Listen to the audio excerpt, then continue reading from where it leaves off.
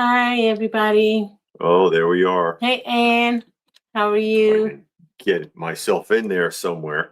We got Saturday Morning Fan and Raynard and Who K else? Munin. How are y'all? Hope everybody's doing good. Good to see all of you. Hope you had a very uneventful week. Yes. Our week was kind of uneventful. We had things going on, but it Yesterday wasn't was nothing stressful. Very busy. It And was busy, but it wasn't like stressful to the point where you want to pull your hair out. Because that's why we did not get the roundup up on time. Yeah. And because we were out and about. And as many of you are aware, we are, of course, in the middle of renovations. And we had an opportunity. There was a store that was closing down. It's actually a wig store. No, wig shop. Wig shop. And they like, because we still needed slat wall panels. We needed like 10. Yeah. And, you know, they're not terribly expensive, but it adds up. Yeah, when you need 10. It adds up. And they advertised, if you come and take them down yourself, you can have them. Yeah, free. And they were full-size panels, 8x4. We were like, oh boy, yeah. And we got down there and we were the first ones. No one had come yet. Yeah, because I found them, of course, on Facebook Marketplace. I like to just go on Facebook Marketplace and see what's out there. Yeah. And they had some center displays. And I asked the person, because they had two different posts. And I asked them, I was like, are you the same people with the slat walls? And they were like, yeah, but somebody else already, said they want to get it. And I was like, okay. So we went to pick up the center displays. Yeah. And I asked them again, I was like, so is because the whole store, wall to wall, slat walls. I mean, it was a lot. And I was like, so the person that's coming for the slat walls, are they taking all? And the wife was like, first come, first serve. Because they just want to get this, they need to clear the place out. So we came for the center displays, so we got those and was like, okay. And then we couldn't get it all in the truck. So we took the center displays home, went back and got them. And I contacted them. I'm like, do you still have the slat walls? And it was like, yeah, the person hasn't come. So we went, pulled down 10 and the person still didn't come by the time we left. Yeah. So we got free slat walls. Yeah, it helps us quite a bit. Man, that's what we're literally doing. Save hundreds of dollars. And a good deal on the center displays. Yes. Too. Those things can be, they're, first of all, they weigh a ton. Yeah. And because they're actually really well built store center displays, especially for retail, retail clothing and things like that. They're meant to take a beating, but they're also incredibly expensive. They're very expensive. Yeah. If you look them up, they're very expensive. And these people just wanted to get rid of them. They didn't want nothing for that thing. Hey, Ryan, how are you? Long-time listener, first-time caller. Ryan Paris. How are you? Thank you for being a long-time listener. Sure, we appreciate you. Yeah, so that was good. Again, it was just a lot of work and a lot of driving, but it was worth it because we basically only paid for the center displays and we really didn't pay nothing for the center displays. And then they had some shelves, they had hooks. And the guy was like, why are you getting a lot of free stuff? And I'm like, well, you don't need it. You don't have the slat walls. So what are you going to do? Because even those hooks are expensive. Yeah, the hooks are expensive. Because we have extra shelves. Yeah. Because, again, the slat walls are very modular and you can even put full-size shelves on them. We have the extra shelves. We didn't have the supports for them. Yeah. And he had a ton of supports and no shelves. Yeah. So I took almost all. I left some. And then he had the clear shelves. And we got a bunch of those, but you can never have enough of those clear shelves because you never know what you're going to end up putting on the shelf. Yeah. So those clear shelves come in handy. So it was overall a good day. Yes, those center displays do come in handy. And if you don't have a lot of wall space. Yeah, and again, we use the slat walls, and you'll see them in our tours and our other photos because of how modular the system is, where you don't have to conform it because a lot of people, they get stuck buying.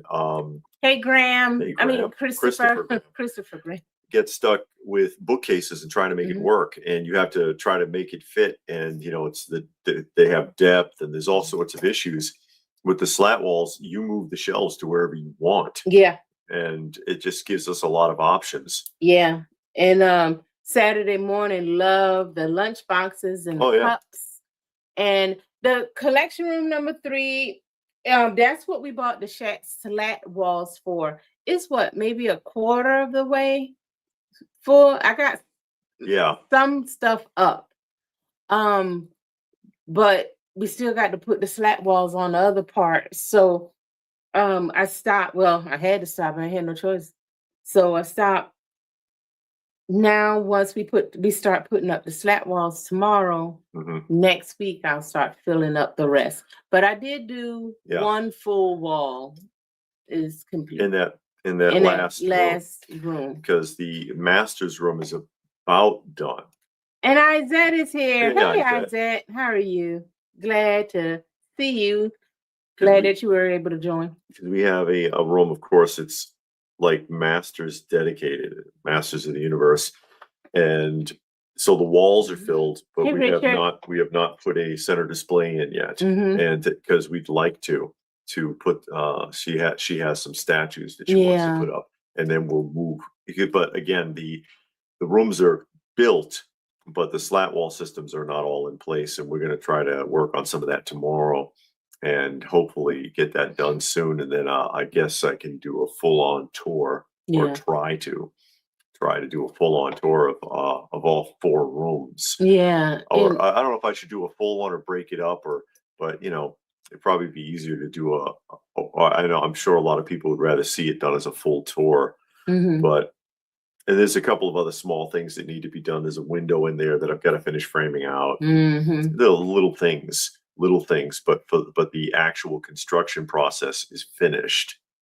And Richard has a very busy week. He says his week's been crazy. Alpha Trion's joining us here, and David Blue Splash is here. Great to see all of you. And I didn't forget about the spinner rack. Because every month we do the spinner rack, and that video I'll probably put it up tomorrow. Okay. But yeah, I fell behind because there's just so much going on. Again, that's why we didn't get the roundup up on time yesterday. Somebody had mentioned in the comment section, they were like, "Hey, I actually missed that." It was like that him and his wife. He was like, "My wife and I, I guess they just expect to see it, and they didn't see it, and they're like, what happened?" But yeah, I got it out this morning. Got it up this morning. Talked a lot about that, and then the wrestlers, some of the most interesting things, but then they're expensive. 50 bucks a piece, and then 110 for the 2-packs. And I'm like,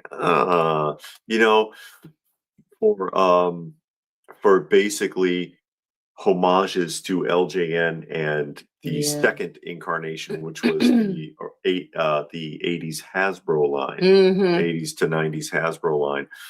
And I'm like, I don't know. I don't think that's adjusted for inflation correctly. We were talking about that a lot. Richie suggests calling it the attorney room. The attorney room. And thinking about, and we were talking about this a lot, because we watch vintage wrestling. We watch the old 70s and 80s wrestling shows.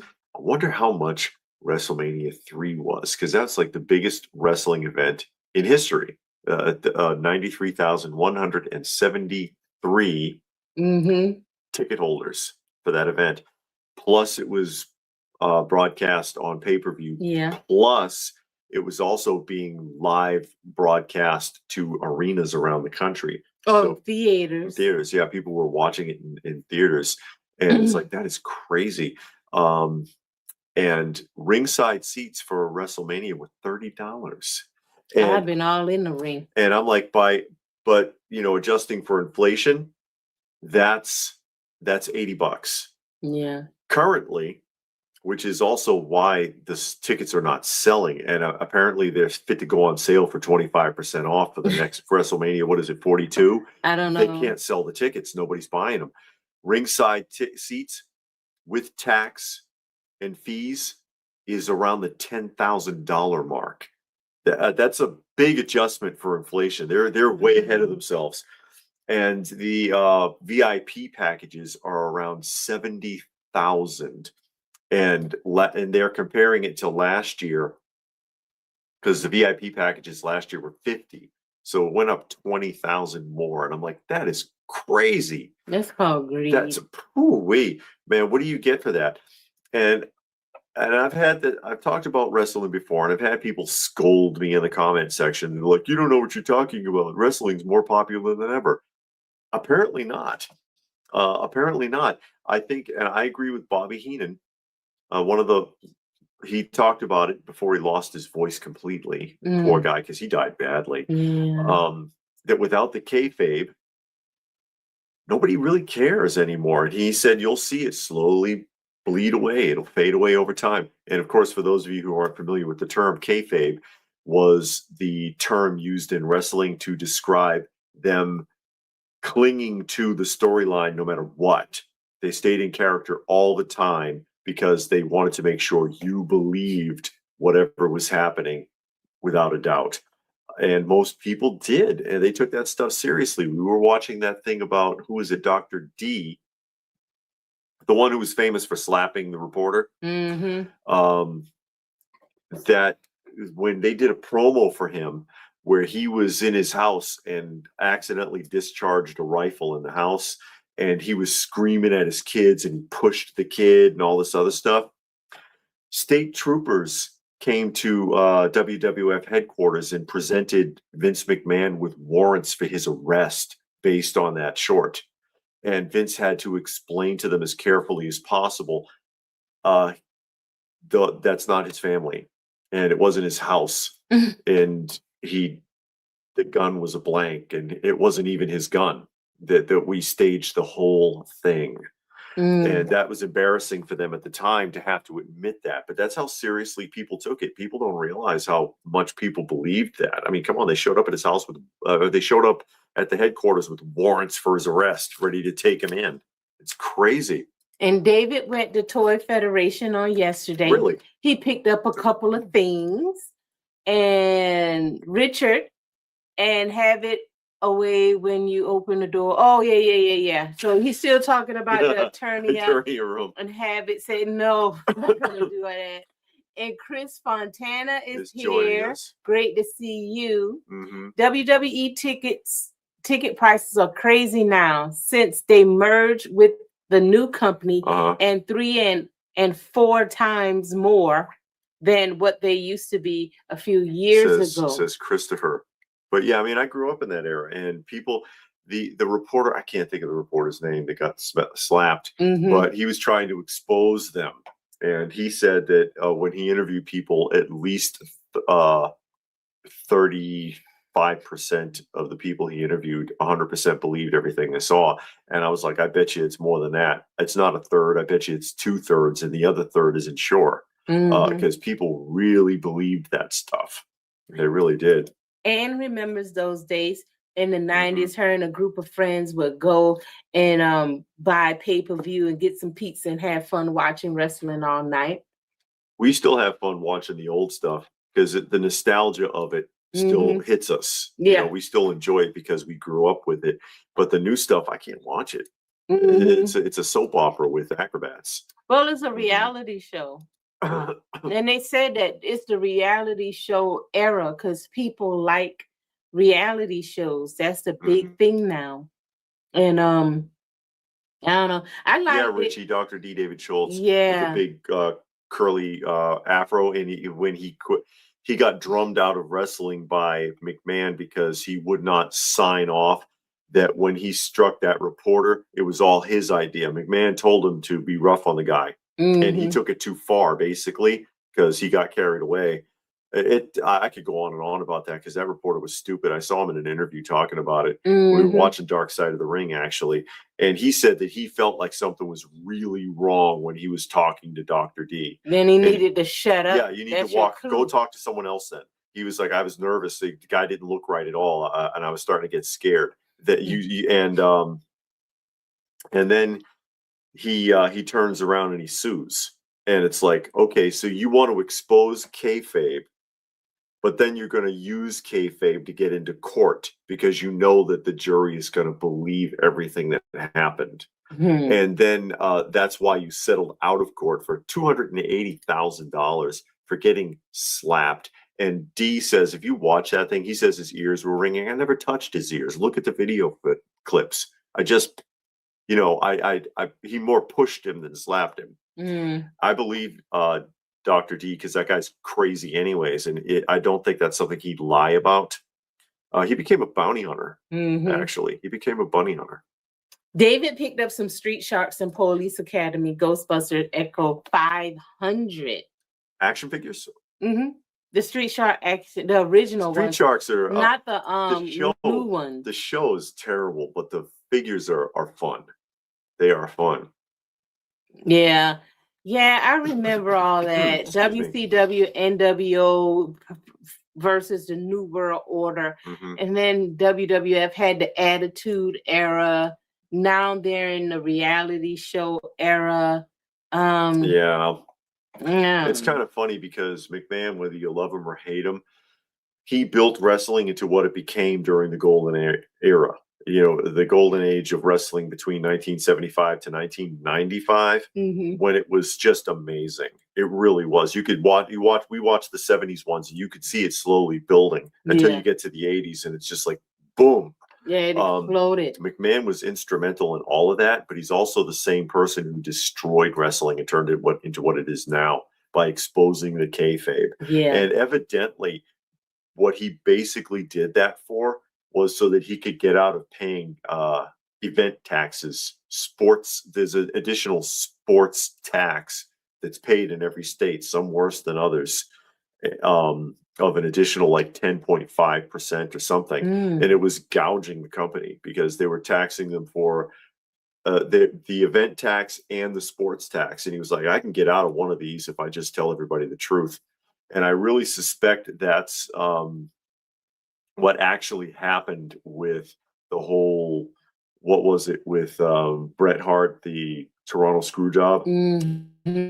Because there's people from behind the scenes that said Bret knew exactly what was going on.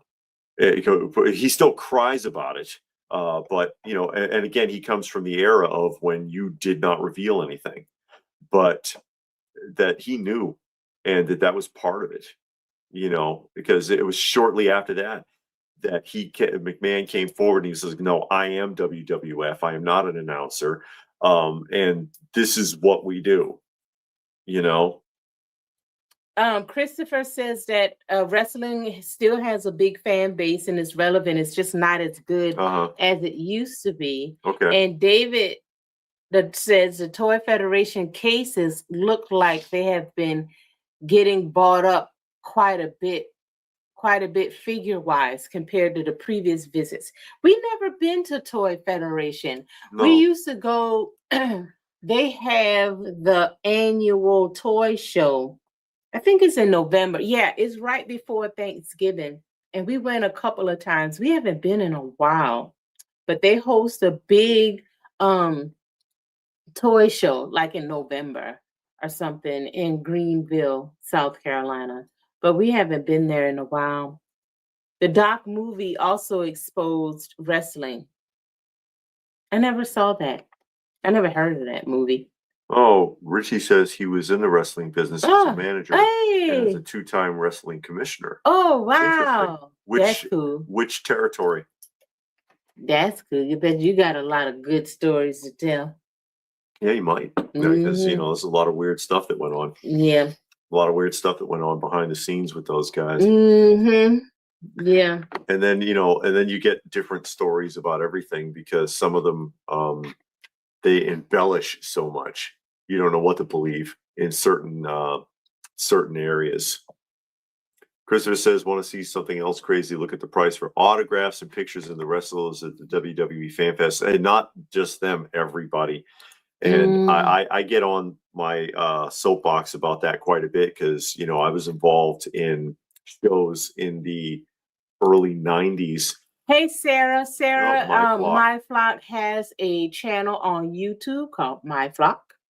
And she talks about a lot about nostalgia and pop culture.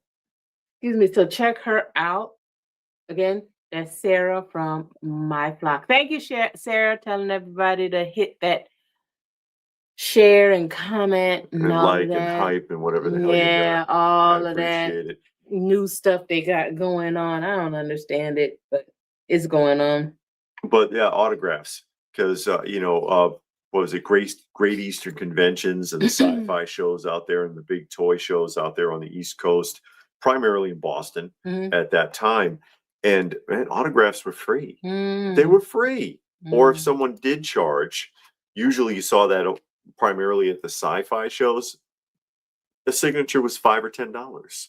It was Lou Ferrigno, $5 in the early 90s. You know what I mean? Or Bill Mummy would be like $5, $10. Or the surviving cast of Lost in Space. Or you went, especially the comic shows, nobody charged. McFarlane, free. Sam Keith, free. Jim Lee, free. You didn't pay. Sometimes a limit would be set. McFarlane was great for setting a limit and upsetting everybody and changing his mind at the last second. But he was like, "Oh well, McFarlane will be limited to 5," and then he'd show up and he said, "Nah, 2," or he'd do something like that. But it was still free.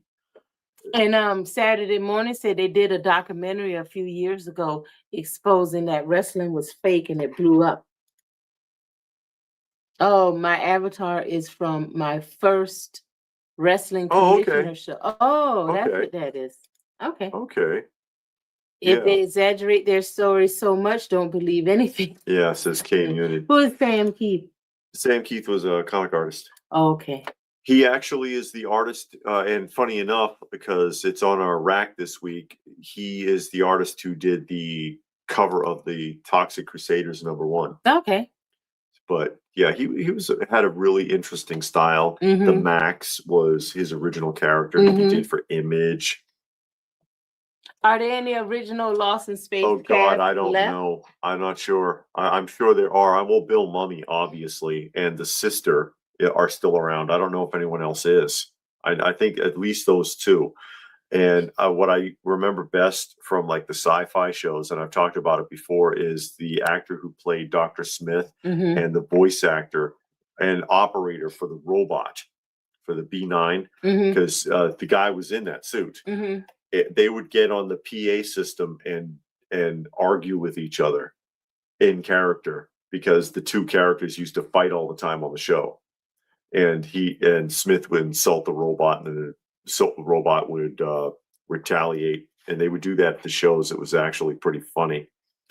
And then Bill Mummy was weird. Bill Mummy was a weirdo, because he would when he was on Babylon 5, when the show was popular, he would not sign any picture that was not his character from Babylon 5. But in the picture, he's in character. I remember this at one specific show. He's in the makeup and everything in the picture, but holding an electric guitar, which Lanier, I think, was the name of the character from Babylon 5, Lanier. And I'm like, when the hell did Lanier ever have an electric guitar in Babylon 5? When did anybody have an electric guitar in Babylon 5? What are you doing? But he was just, I don't know. It's Bill Mummy. What do you want? Richard said that when he was a commissioner, he did the independent circuit. Okay. But that was fun, and he let a lot of people on that show. There were 3 people. One of those people was called Punisher Martinez, who is now known as, I'll just say his last name, Priest, in the WWE. Okay. So that person is still going. Yeah, there you go. Saturday Morning said Jonathan Harris, Dr. Smith. I couldn't remember. But I met him a few times at those shows. Nice person. And then we got MIB is here, Johnny Shenrick.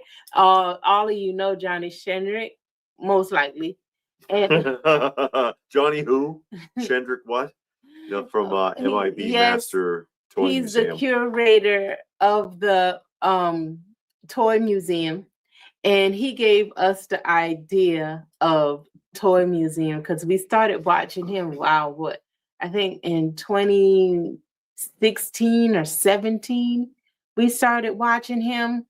And it used to make us laugh because when he came on, he was like, I'll be your curator today. And what we have in the museum, you're going to love this. And it's so funny because of the passion he had in his voice, or he has in his voice. So that's why we call ours our collection a museum. Yeah, we stole it. We stole it. Johnny of MIB. Punishment Martinez was in Ring of Honor. It's the same guy. I had a talk with him. Okay, cool. Hall of Fame 74. They allow the inductees to talk. Yeah. I mean, it wouldn't be good if they didn't, I don't think. The sad thing about wrestling is how many guys are dead blows my mind. Yeah. You see a lot of that. Yeah, and a lot of them from suicide and drugs. Bodybuilding too. Bodybuilding, yeah, because we like professional bodybuilders. I love watching the bodybuilding documentaries where they'll show you like some people and the amount of stress they put their body under. It's just crazy. And we got Paul here and we got Michael here. Hello to both of you. Thanks for joining us. Harris voiced Dr. Smith in the Lost in Space cartoon special also. But Ali, they used the comic book family over TV show family with Smith and Robot Annie. Okay, and Chris has to leave. Oh, well. So thank you for joining us, Chris. We enjoyed you. But yeah, it's kind of amazing the stress they put themselves under, but it's primarily the medications that do them in. Yeah. Because you see strongman. Those guys put themselves under tremendous stress, more so than the bodybuilders even, but they don't use any enhancement and they're very heavily regulated to make sure they don't, but because it is an actual athletic competition. But the bodybuilders, with the amount of drugs they experiment with in order to shred themselves as much as possible and reduce body fat and reduce water weight during competition and things like that. It's what kills them. Yeah, but with the strongman, they're not being judged on physique. So they don't have to be shredded. They just need to be strong as possible. And, you know, they take insulin, the bodybuilders. Yes. They take like insulin and all of these different drugs. Diuretics. Yeah. And I was watching the one guy today, and he had this whole cocktail he would take in the mornings with Valium and aspirin for pain and just all of these things just to wake up and go work out. And, you know, and then he had this strict diet that he ate. But he had, when he died, his skin was like paper thin and he had 0 body fat. Yeah. And it's like, how do you survive on 0 body fat? He didn't. You don't. His body shut down. You don't. And his liver had dissolved. It was liquefying. It was dissolving. Pumping Iron with Arnold Schwarzenegger is a great documentary. It has its hilarious moments as well. Paul says there. I saw parts of it. I know that, but I've seen parts of Pumping Iron. I never saw the whole thing. This documentary, you know, I like those murder mysteries. And it was this guy, he died, and they said he died from insulin overdose. And the wife was trying to say that he was injecting himself because he was a bodybuilder. And the lawyer is going on and on. Nobody would intentionally inject themselves. Yeah, they convicted her. Because the lawyer was like, nobody does that intentionally, you know, without needing insulin would inject. And it's like, all you have to do is ask any bodybuilder, watch any documentary, and they'll tell you. Bodybuilders do that all the time. Yeah, to raise their metabolism, they said. And it's like, yeah, that lady got convicted. Yeah, they convicted her on that because we were watching that together, and I was like, no, they always do. You can there's bodybuilders on YouTube that are retired or whatever, or are trainers, and they talk about that kind of crap all the time. Mm-hmm. And it's like, but juries are stupid. They don't know Well, what I mean, they're doing. if you're not into that, like if Yeah. me or you were sitting on the jury, we'd be like, no, they do, because we watch that. We're into it, so we watch the documentaries, and it's anything that you're into, you know something. But if you ain't into something and you just think of it surface level, because you hear somebody is taking insulin, you automatically think, oh, okay, they're a diabetic. Who's going to take insulin that's not a diabetic? You don't think that logically you wouldn't think that a person would just shoot themselves up with insulin for no odd reason. Yeah. So, but they do. A lot of them do to stay shredded. Yeah. But yeah, between wrestlers and bodybuilders, those are the two that abuse themselves the most, it seems like. But yeah, you're correct. Richard thinks that the Dr. Smith was also on Star Academy, not Star Academy. What was it? Space Academy, right? Space Academy, live action Saturday morning in the 70s on CBS. Oh, okay. And it was associated with Jason of Star Command. It was like a spin-off of Jason of Star Command. But yeah, those two categories in particular really just abuse the hell out of themselves. It's a shame. It's a shame. Yeah, it is. But now they're doing peptides. I'll watch Mike O'Hearn's channel. He really pushes his followers to get in peptides. Peptides. Yes. Let me see what that is. I've heard of it. But yeah, again, it's unfortunate the things that they do, and they're dying young. They're killing themselves to outperform or to entertain. Especially in the case of the wrestlers, because people, they're like, oh well, it's all fake. We all know it's fake now, but it's not that fake. I mean, they are really in there putting their bodies on the line and getting the crap pounded out of them day after day after day, wearing themselves out.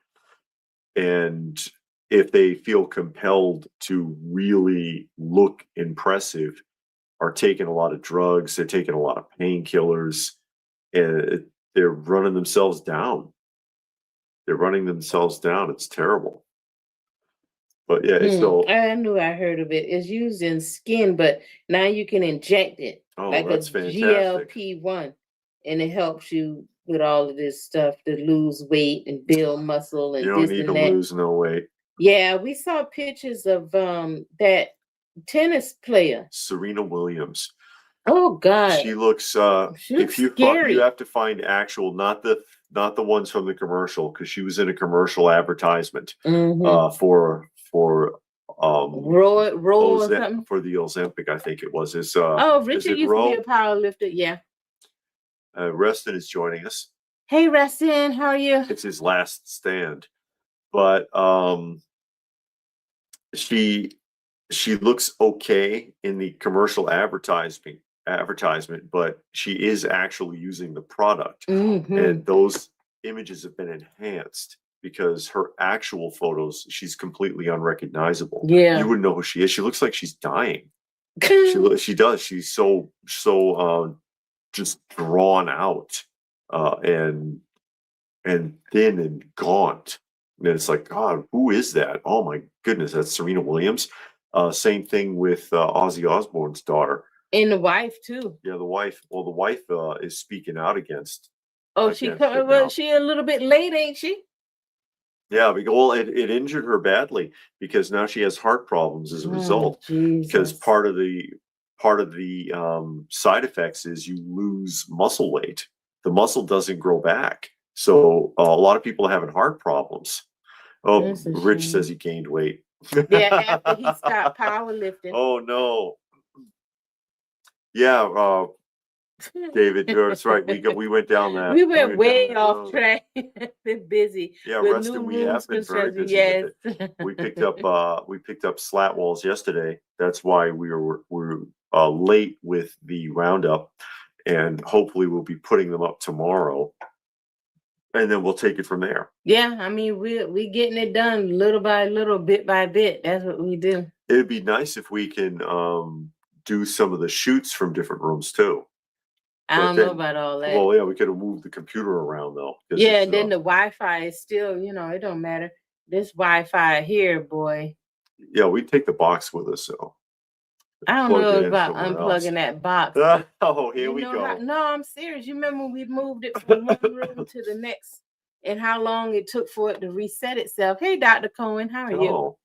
Spring has finally hit Springfield, Massachusetts. Cling to it while you can. You're on the East Coast. I don't know if I've ever been to Springfield. I know I can't always remember. You know, I grew up in Massachusetts, but Allston, Brighton, Brookline area, and then of course Boston, Dorchester, places like that. I had an aunt who lived in Dorchester.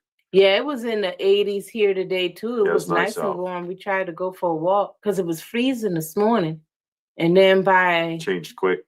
Yeah, by 10 o'clock it was hot. Yeah. I'm like, oh man, I think we should have went a little earlier. Yeah, it warmed up quick once that sun started beaming. You got turned on. Yeah. It's all right though. It's a nice change of pace. It's been a cold weather. It's been a cold winter.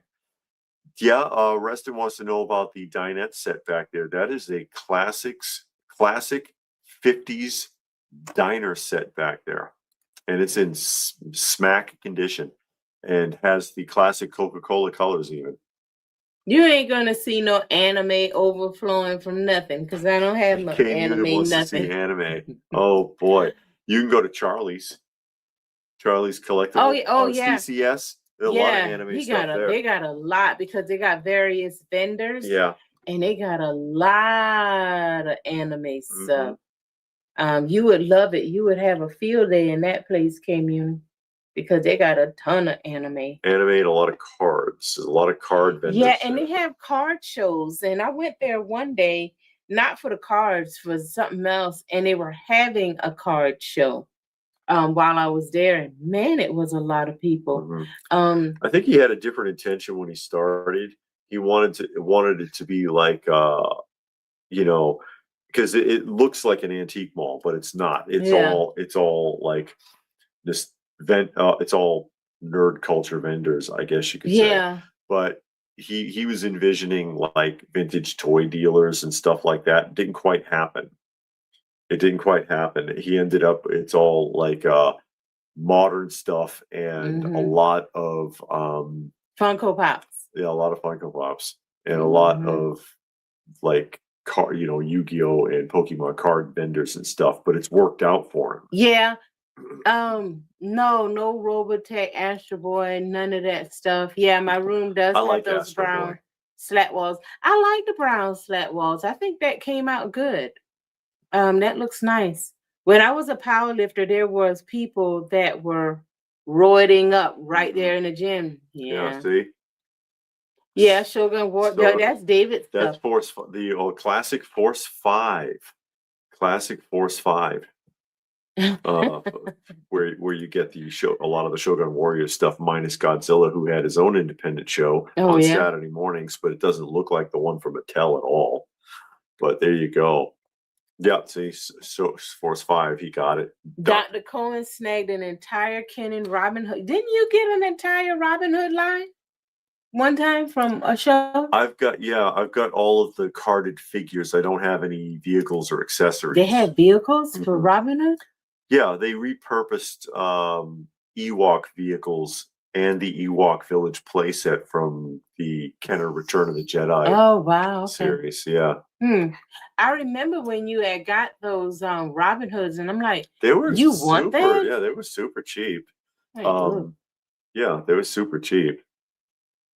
I saw the Instagram post where CGC was happy that another grading service. That was so sad. They mocked CBCS for it, and the thing is, the parent company that purchased CBCS is also grading comics. So essentially they bought them out to eliminate competition. That's not a reflection on CGC. And that's kind of very arrogant, because it's like, CBCS isn't going belly up because of something that you did. They're going belly up because a rival competitor bought them out and turned them off. Because it was a JSA. Is it the JSA? I think is the one that is currently breaking into the comic grading market. Bought them and shut them off. It just canceled them. You've seen this before. Like, for example, I can't remember the name of the company, but there's been 2 or 3 times in the last decade where a streaming service like YouTube, hey, 2 old geeks, how are you? Has gotten really, really close to being competition for YouTube, and Google bought them and just turned them off. Yeah. That companies do crap like that. It had nothing to do with CGC being superior. I mean, they're already the biggest one out there. They don't need to boast. They could have said something like, we're sorry to hear that. They should have said nothing. Yeah, that CBCS is closing down or anything. Yeah, or they could have just been quiet. But that's what goes on in our society now arrogant. With the and I mean, you see it because of social media. I'm sure it was going on before social media, but you see it because of social media. People think they have to comment, and you don't have to comment. Everybody doesn't want to hear your opinion. Yeah, you have a right to it, but not everybody wants to hear it, Yeah. Yeah, we got a Wi-Fi extender. We got all kind of Wi-Fi extenders. It's just, From the company. Yeah, because we had our own, and then we switched to another company, and we told them we got to have a Wi-Fi extender, and they gave us like 2. Yeah, and it's still wonky. Acts up at times. Yeah, we're getting it sorted out. But I think that's very unprofessional that a CEO of a company, you think of a CEO as someone that is more mature, dignified. Got some, I ain't gonna say morals or even values, but got some type of tact. You wouldn't think that they would do something like that or say something like that or stoop that low, but they do. And I just think it's ridiculous. Marvel buying Malibu Comics and killing Ultraverse after. So Saturday morning fan, it happens. It happens, and that's what happened to CBCS. The competitor just bought them out and shut them down, and say, you're not going to be competition for us. They can't buy out.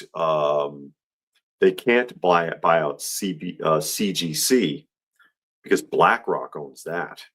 So you're not getting that away. I love the 80s is here. Hey, my favorite couple. Oh, it's great stuff here. Thank you. We try. We try, but that was unprofessional of CGC, unfortunately. Yeah. But because that, I guess it's JSA, right? Because that leaves JSA, which is brand new, so nobody trusts them anyways. EGC or whatever. EGS, which almost nobody's heard of. We interviewed that guy a couple of years ago. He's really not moving. He's trying, but it's not, his competition is fierce. And then PGX, which nobody likes anyways. Hey, Pastor Rick is joining us. How are you? And then, of course, there's a couple of foreign entities that people probably don't even know exist. But, like one for Australia, one for the UK, so on and so forth. Yeah. But CGC is king of the heap because they were the first ones doing it. Yeah. So they've become the industry standard. CBCS was close, a close second, and JSA wants to be the close second, so they ran them off. Then we got Johnny's here. Johnny Sachs. Yep. The Godzilla film was from Hanna-Barbera. It was garbage. Saturday morning, Rich says, I've got it on disc. Oh, dude. I haven't seen it since I was a kid, but I do have the box set from the Godzilla and Gadzuki. Not Minya, who was Godzilla's son in the films. Gadzuki, who runs around with, I don't know, Scooby and the gang on a ship. And then when they get into trouble and they call Godzilla to come and bail them out. It sounds pretty lame. It is pretty lame. But I mean, talk about backup. I mean, it's bad enough when you got Jimmy Olsen in the Silver Age with his little watch that makes a signal that calls Superman. These guys got Godzilla showing up. Thank you, Pastor Rick. For the kiddie pool, he says. We greatly appreciate it. Pastor Rick made a donation to the channel, which of course donations help us with our feline friends, our little shelter cats that we take care of. Much appreciated, of course. Yeah. Much appreciated. As we continue on here, we may have somebody drop in on us. We may have somebody drop in on us here today. What's that? Johnny Sachs says, "What, been watching a lot of What's Happening, wholesome show. They'd never get away with the constant fat jokes today." No, we've been watching a lot of the older shows, and the stuff they say, you're like, oh my God, how on earth did they get away with that? But nobody cared. But we were watching Don't take it seriously.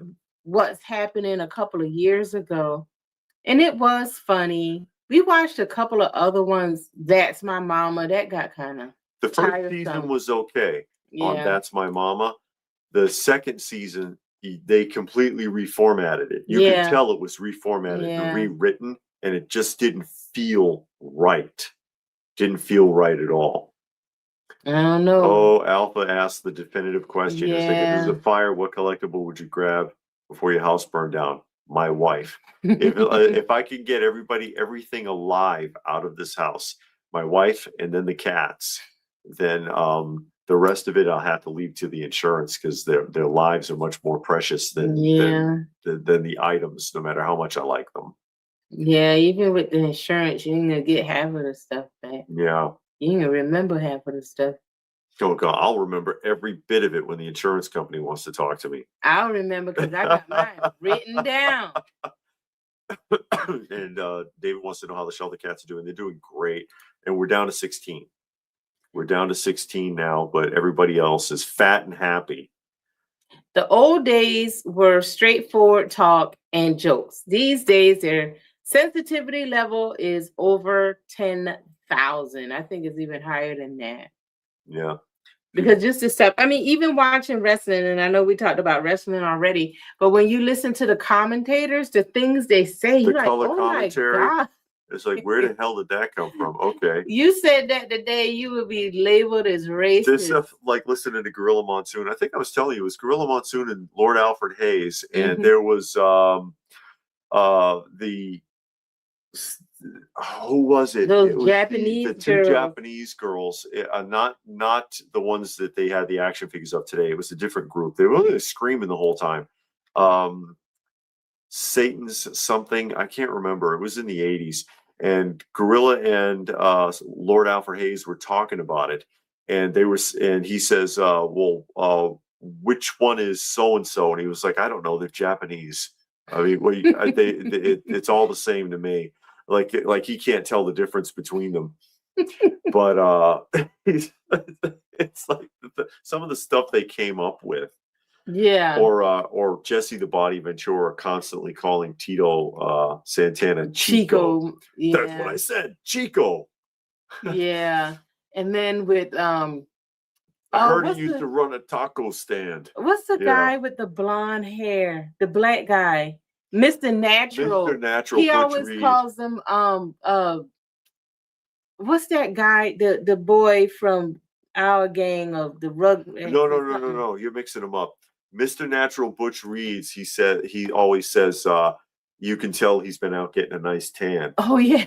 But it's Coco Beware. Oh, he called him like Coco Buckwheat. Beware told me that I had permission to call him Buckwheat, and then Gorilla Monsoon's like, I really seriously doubt that, Jesse. I don't think he told you that. And then he'd show up the next week with a buckwheat shirt on. Oh my God. You know, listening to it then you would have thought of nothing at all. It would have it would have been funny. You would have kept going. Now looking back at little it, feelings are hurt. You can say, man, if he got on TV and this aired right now on national TV, WWF will get shut down and he would be called a racist. And I mean, nobody thought anything because he sure became mayor of some town. Oh yeah, yeah. He was he was governor of Minnesota. Governor. She has to run upstairs.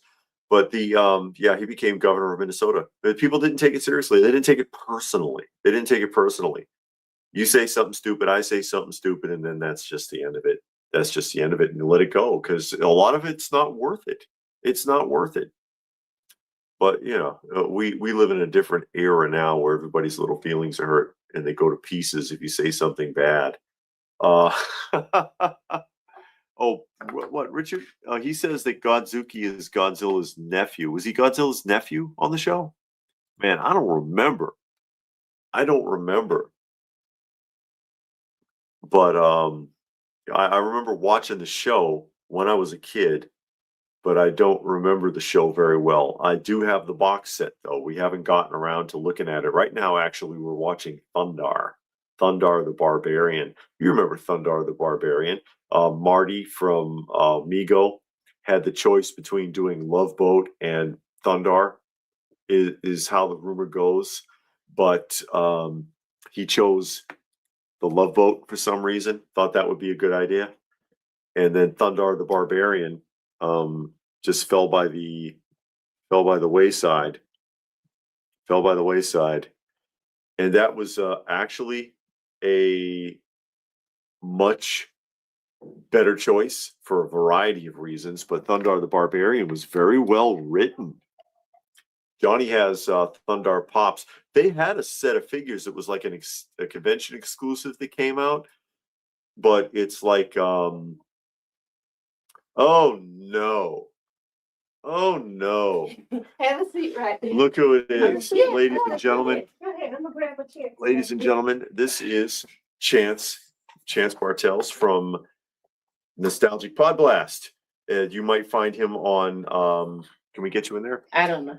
Nostalgic Pod Blast from YouTube, and he's a local actor, as well as, unfortunately, best known for being the original owner of the Spider-Man girlfriend variant, which has been upgraded. The story's gotten better. Oh yeah, the story's gotten better because now he is a knife-wielding maniac who stalks people and climbs through bedroom windows. I started to comment on that and actually add to it, but I didn't because I didn't know how you were going to take it. I don't know how well we can get you in there. That's fine. I never read that. David brought it to my attention. Yeah. Someone claimed that I wielded a knife. Dude, we were really close friends for years and years, birthdays at each other's house. You act like I'm a stranger or stalker. I mean, and then she's lying about the timeline of events. But anyway. I really wanted to comment and just totally it all the way up. He totally deserved it because he was stalking this poor girl and a knife was involved. And I was reading it and I'm like, what the hell? Yeah. Because I didn't know if you had read that far into it. No. I could not see that. I could not see Chance doing that. But we saw the video. Wasn't that the guy on the video? Because you remember we saw the video? No, that wasn't the video. That was in the it was a blog commentary. Okay. It was a blog commentary. I had to read it. But the video, he was wrong anyways. The video. That's why I put our interview back up. Well, there was a short. The guy did a short on Spider-Man 14, and then as an aside at the end, he mentions the angry girlfriend variant. Mm-hmm. And then he has to say, and if you do a little research, you'll see that he totally deserved it. I'm like, dude, I'm the comic book collector. You're a comic collector. Why don't you listen to my side of things? I mean, no. Why do these people defend the destruction of a prized comic book? Because you know why, don't you? Because you're the male. Oh, toxic masculinity. That's it. So whatever she says, got to be true. It's like when you go to family court. That's right. Girl power. Yeah, you go to family court, and your attorney warns you. Listen, it's gonna go 86% female. So just be ready. You What I didn't like was he mentioned my first and last name. He didn't need to mention my name. No. And I mean, like I said, I'm an actor. Reputation's important. Oh, yeah. True. I do not need that out there. Yeah, yeah. Especially the lies. But I didn't want to come empty-handed. I brought you guys a little gift. These are pretty weak What is as this? gifts. This is just what I had in the trunk. Scholastic little readers. You each have a different one. Well, because you know I am learning to read, so I I hope I can read. Yeah. I happen to be doing a shoot. You're not going to believe what I'm working on. Oh, what do you I can working tell on? you. Okay. Night Nurse. Oh, Hey, get out of Night here! Nurse, the Night from Nurse. the From comic book. Oh wow! Could be. Really? Could be. I I'm have playing a Night doctor. Nurse. I Playing a have doctor. Night me. Nurse #1. I haven't read it yet. I'll show you the call sheet. You I would gotta have read Night it. Nurse. I do have Night Nurse, and I There's said I was gonna snark. get It a hold says it adds to your fame. There's only 4 issues of Night Nurse. I only have issue 1 and 3. Do you have 2 and 4 by chance? I know I have one. I don't think I have any other. Ah. Yeah. That's the one everybody wants. Yeah. And then I said I was going to try and get the rest, but they were hard to find. There's the call sheet. Yeah. Night What is that? The Nurse. people that's in the show? It's a What little is bit a call everything. sheet? A call sheet is something that the cast and crew get. It tells them when they need to report to set. Oh, And okay. this was the last day of shooting. This was day 12. Oh, okay. It's not the Night Nurse you're thinking of. Oh, it's Oh, not the okay. comic book Let Night me Nurse? hold it up for They stole it. Night Nurse. They can't see the details. DC, but No. I can do will that. be suing them soon. Marvel. Oh, whoever. Oh, Same yeah, different. Marvel. Oh, that's even worse. Yeah, you get Disney on your butt. Yeah, You're in that's trouble. even worse. Yeah, I know. Disney will sue anybody. They're like Steven Spielberg. No, George Lucas. Excuse me. George Lucas is the one who wanted to sue everybody. George Lucas ruined Quark. You remember Quark? I remember Hook. You don't remember the show Quark? I think, Oh was my it animated? God, no. It was a 70s sitcom. It was a 70s sitcom played on like 8:30 time slot on like ABC or something. And it was a parody of all sci-fi shows, all the sci-fi movies. They made fun of all of them. The guy Quark was the name of the ship, and they made it look like it was this big deal, right? I think it only got as far as 6 episodes before it was canceled because the lawsuits were pouring Oh, in my. from Paramount, from Lucasfilm, from everywhere. They were like, "You better take that shit off the air." They make it look like it opens up like it's the crew of the Star Trek. Then you find out it's an intergalactic garbage scow, and they're picking up trash that's dumped from like galactic cruise ships or something like that. It's hilarious. The robot's the best part. There's a robot on the show that the captain built himself, and it looks like a pile of junk, right? It's supposed to be B9. Oh, from But- Lost Warning, Yeah. Will Robinson. Yeah, danger. except that Yeah. he messed up the programming, and instead of being brave like B9, he's a total coward. Oh. And it's hilarious. Like some of the scenes, like because they get into actual trouble on the show, and like the captain of the other ship has the robot, and he says, "I hope you realize that torture is not going to work." Because I will tell you anything. Please don't hurt me. We don't need to talk about torture at all. And he voice just keeps pitching and pitching. And it's hilarious the way they did the robot. Sounds like it's more like Dr. Smith in the old Lost in Space than the robot. Dr. Smith was the robot, but without the scheming. You know, there was an episode where they switched personalities, the robot and Dr. Smith in classic Lost in Space. Mm-hmm. It's like Freaky Friday. Yeah. Yeah.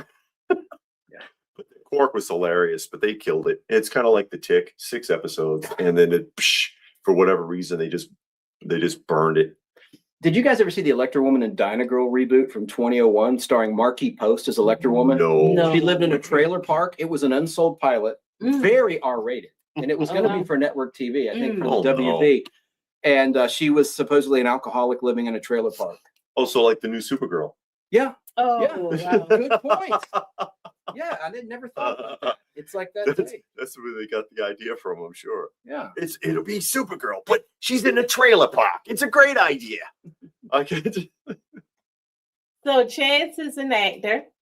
How did you get into acting, Chance? I minored in theater at Marshall University. Okay. And then the first kind of paid acting I did was way back in April of 2010 in a movie called Hall Pass, and I was just a background extra. Mm-hmm.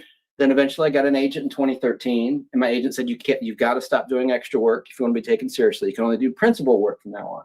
Okay. Then my agent retired in 2019. I got into radio for Cumulus Media for 5 years as an ad executive. And then they tried to transfer me to Pensacola, Florida. I said no. And so I became my own boss, became a monetized YouTuber, selling comic books a little bit and doing acting gigs. Okay. And I started that up again on, of all days, April Fool's Day 2024, after basically a long absence of many, many years. I mean, like over 10 years of not doing anything. So what did we see you in then? Well, you know, I did Walking Dead early on. He was a zombie. We have that poster. We don't have it up yet, but we have the poster of him because you were the guy. In this room. Yeah. You were the guy in the revolving door, right? Yeah, well, I was shot by Merle first. You saw me get shot by Merle Dixon in episode 2, Guts, season 1, episode 2. Okay. And Walking Dead is streaming on Netflix right now. I know we don't have y'all are. I know. Yeah. But before we anti-pay for anything. I don't want to make this a chance show, but I gotta ask because I always do in the chat. Where are you with Dallas? Is it the same as last week? We haven't seen it in a while. That disc working. just the last like 3 or 4 episodes won't play at all. I've been looking it up, and I'm gonna just get the whole, all of Dallas, all 14 seasons. Oh. Cool. But we're on season 11. Oh, okay, cool. But I'll have it in case there's an EMP. Well, not an EMP, but the grid goes down or something, and there's no more internet. We can watch the DVD. I'm sorry, the disc didn't work. I gave you those, and I gave you. You gave us one. You gave us one season. Yeah, but we watched that. You can't help that. We watched all of that. No problem. You mean so? Okay, so it wasn't the one I gave you that messed up. Oh, no, good. I feel better now. It is. Oh, it is. Season 10 is the season 10 discs. The ones that Chance gave us, but the last disc wouldn't play because you skipped the Dream season. Yeah, you told us to skip that, and we did, and then we went to season 10. But we did see Pam blow up in the car. Yeah, that's at the end of that season. That's we saw the cliffhanger to season 10. I thought we were watching it on TV. I thought we were screaming it. You had to find it on TV because it wouldn't play. Oh, yeah. And then it ended on season 10 now, on TV. Pam may return. Pam will with return plastic because surgery. I had to look ahead. I'm just saying. She cheats. Yeah. If you guys watch the movies, I think you'll like the reunion movies. JR Returns from 1996. I'm going to watch that, and I'm going to watch the 2000 from WB or the CW? TNT. Yeah, 3 seasons, but the seasons are short. They're only like 10 episodes or something. Okay. But it was from 2012, 13, and 14. Yeah, and it was good. And Lee Majors is in it. Really? There's a lot of actors that were not in the Dallas universe of the old show that kicked butt. Oh, okay. In that version. Okay. Lee Majors is a good actor, actually. We're people watching, don't realize he's better than William $6 Shatner. Million Man. Yeah, we're watching $6 Million Man now. We saw the episode with Shatner in it, and then the very next week, George Takei was in it, and they both died in their episodes. Will you do an impression of William Shatner? Oh, no. All right, I'll do one. Cover your ears, everybody. I'm burning bright, Steve. I'm burning bright. See, I'm not a good actor. I could do it even if I were on my show. I would be loud as heck. So, Steve, I'm burning bright, Steve. He gets mental telepathy powers. Yes, that's right. He made the. He was like, don't call for backup. Don't touch that gun. Don't do it. Yeah, he did do that. The deputy's like, how did you? Don't do it. I can't. Oh. Yeah. I remember him doing all that now because he went crazy, right? Yes, he was on burned out. Yeah.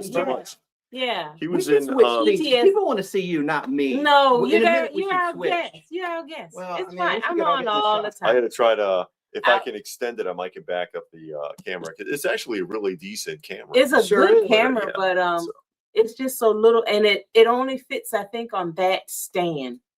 Yeah, but this stand, I might can stretch it out. Oh, okay. I just have to make sure I can see what I'm doing. I want to say you guys have down there. You guys have a lovely home. Lovely home, and I'm not going to mention street names, but you have the coolest street name. I want to say, I love it. It's perfect for these two.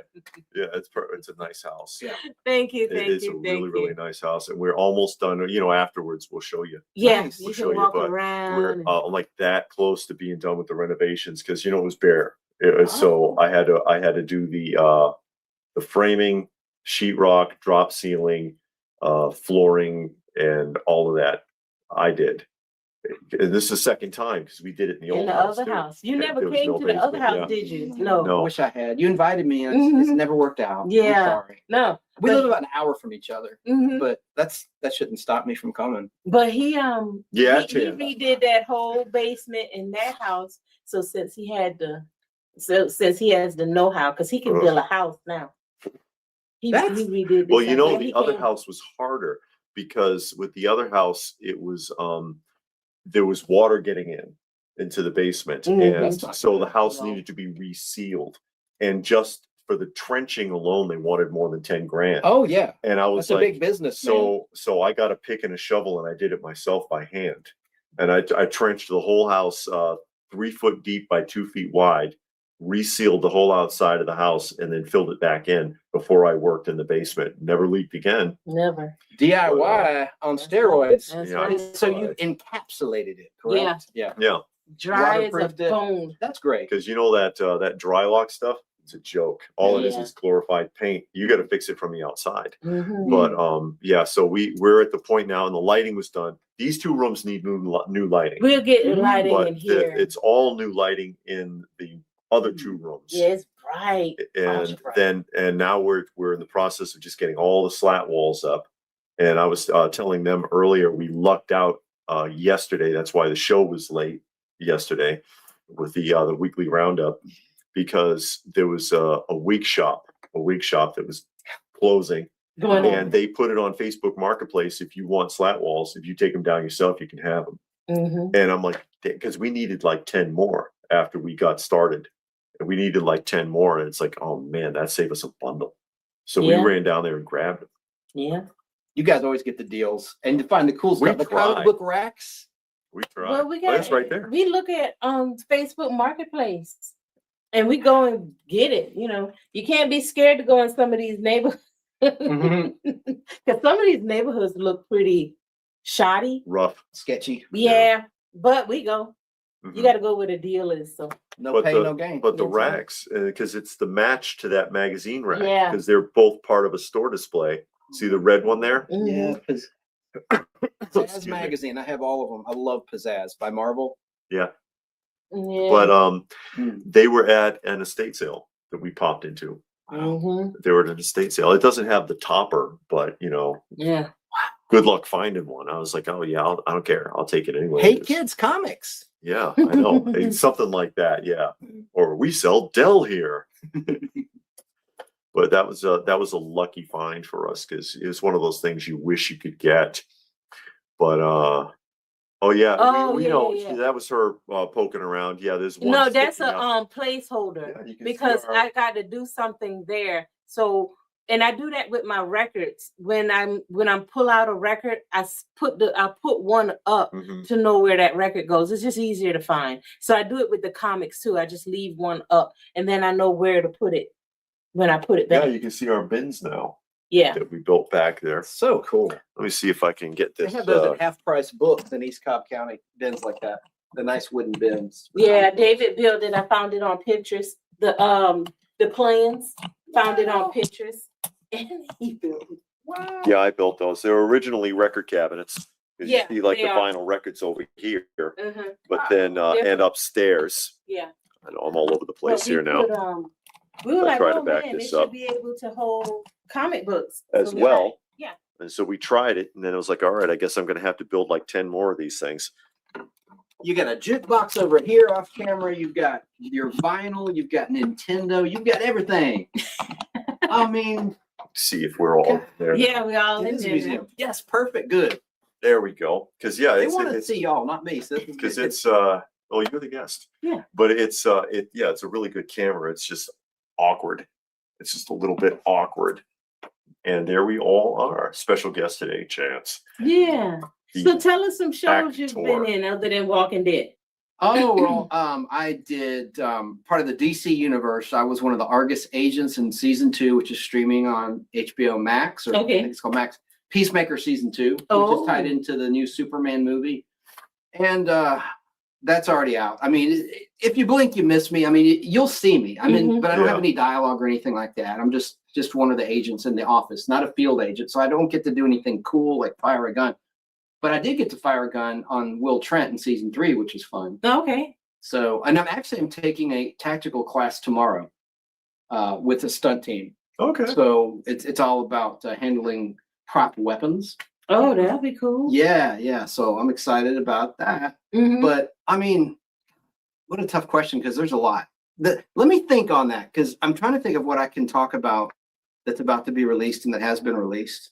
But Yeah, if it's something that you can't talk about, then you know we don't want to get a chance in trouble. Yeah. I've been doing some actual acting, like with dialogue and speaking. Oh, okay. I became Screen Actors eligible for the first time in years, thanks to Beyond the Gate soap opera, which is on CBS and Paramount Plus. Yeah, that's it. No, Tyler Perry's not involved, but I know what you're talking about. Beyond the Gates. Yes, on CBS. It's actually really good. The writing, some of the dialogue will reference Marvel superheroes and DC. I love the writers. Really? Yes, the dialogue is really cool. What you got? You recognize that? Does it look familiar? Yeah. Anybody recognize this? Let's let the chat figure it out. Mm-hmm. This is the one from the show.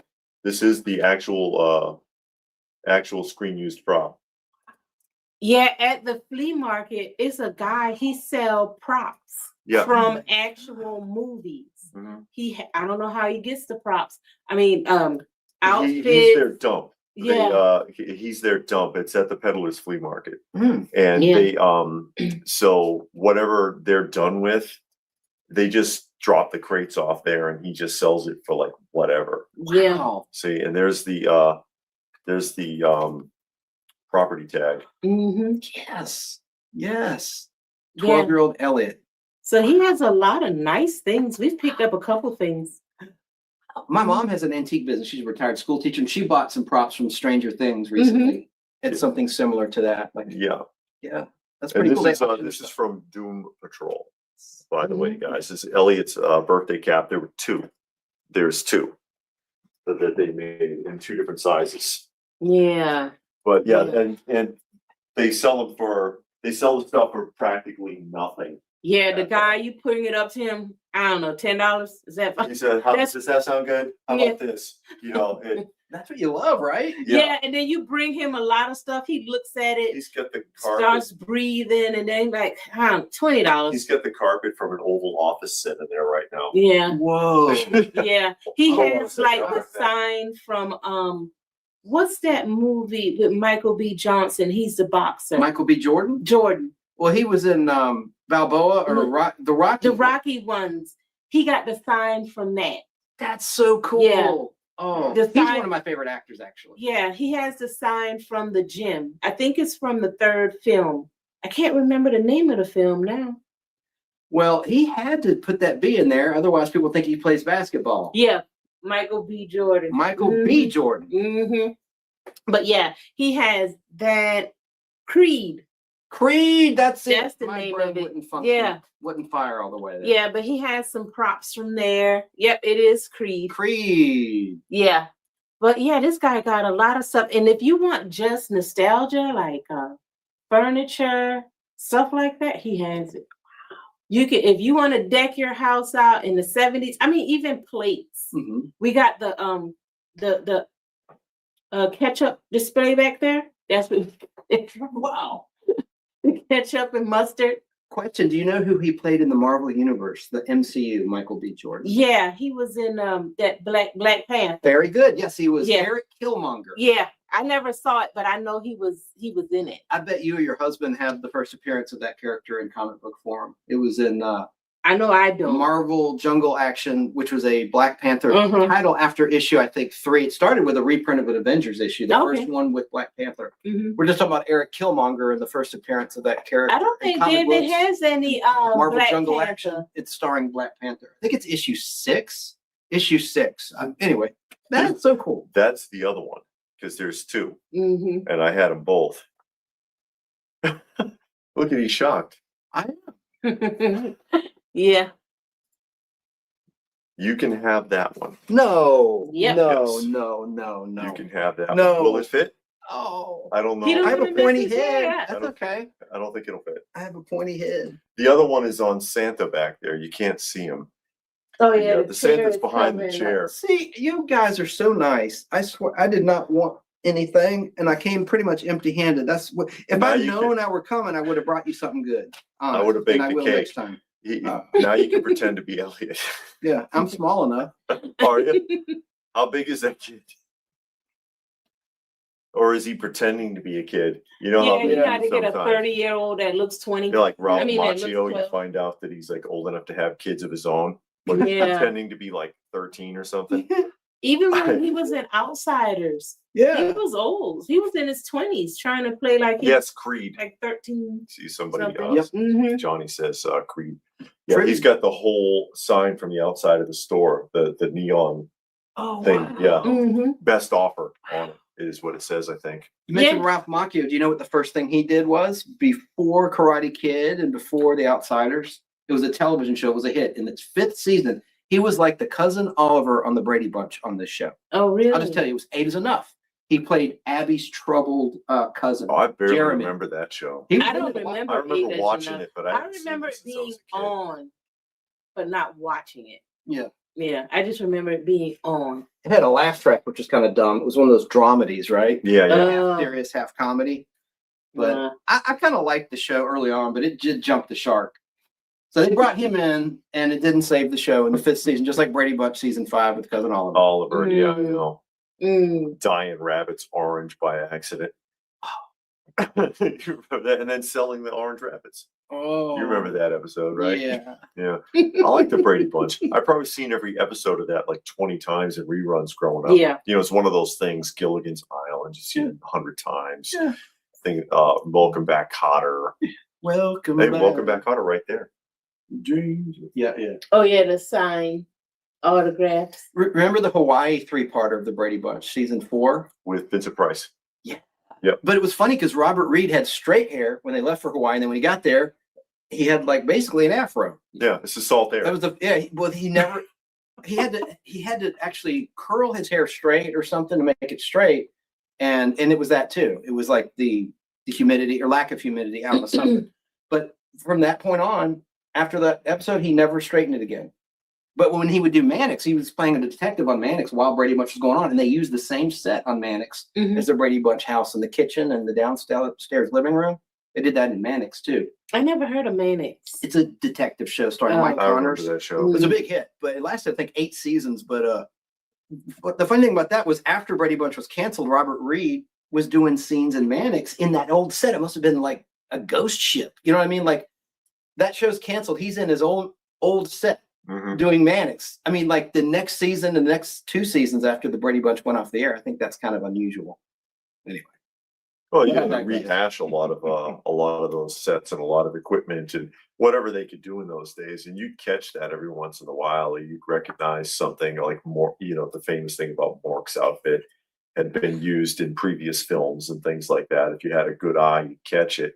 And he was in 8 is Enough, but they cut him to basically being an extra. But right before the season before Mork and Mindy debuted, which catapulted him to fame because he was so talented, so energetic. But he was playing a TV repairman in a season 2 episode. And it's credited on IMDb. You'll see Robin Williams. And I was looking for him on the DVD. I'm like, where the heck is he? You just see his back. You won't see him. You just see his back. He's like Schwarzenegger. They cut his scene. Not Schwarzenegger. What's his name? Sylvester Stallone in Bananas with Woody Allen. He's not in the credits at all. He didn't speak either, I don't think. He might have been an extra. Yeah. He was one of the thugs on the train who beat Woody Allen up. Oh, yeah. If you remember that scene, Yeah. before he left the country, Yeah. that he I keep wanting to say Schwarzenegger. Stallone was one of those guys. I don't even think he spoke, and I was like, yeah, that looks like 16-year-old Sylvester Stallone there. Yeah. He was super young, but Jackie Chan got top billing in a kung fu film. He was only in there for 15 seconds. They give him credit for being in Enter the Dragon. Was he? Yeah. He's one of the, in Enter the Dragon with Bruce Lee and that scene where they get like 100 guys standing there in geese. Jackie Chan was in that crowd. Oh. That's basically it. He didn't really, I don't think he really did anything. Yeah. No. That's how he was in this other film. You know, I'm watching. I go, oh, okay, Jackie Chan. The one when he was in the prison? No, Is that the one? I don't think they were in the. Well, Jackie Chan wasn't in the prison. They were fighting at this church, and he was one of the fighters, and he hit the guy, and that was it. He didn't talk. He didn't do nothing. He just kind of showed up. He was one of the fighters. He hit the guy, and that was it. And I think the guy killed him. And that was it. Wow. But he got top billing. Jackie Chan. Well, now he gets top billing. Yeah. Back then, they didn't care who he was. Yeah. You know how they do that kind of thing. There was a film like that with Robert De Niro too, I think, right? And he's like, his face is on the cover of the DVD. Oh, I remember he's that. in like a 2-minute scene in the film as a detective harassing some guy. Talking about Sly Stallone, I like Nighthawks. He did with Billy D. Williams, where and Lindsay Wagner played his wife, the Bionic Woman herself. That was a cool movie, Nighthawks. And the bald lady from Star Trek, Persis Kembata, or whatever her name is, the Indian actress from India, that shaved her head for Star Trek the Motion Picture. When V'ger took her over, she plays I don't want to say the word, a T, a bad guy. The word begins with the letter T. I don't want to say it. You know what's funny about that too? The Star Trek, the motion picture is I love the 80s in here today because he's going to call it Star Trek the Motionless Picture because he hates that movie. But in the thing that I saw that in theaters when I was a kid. Okay, same here. And I get it what they were trying to do with it because it actually felt like a motion picture. It actually felt like a movie. It didn't feel like a TV show. That was the mistake that Next Generation made when they jumped to cinema.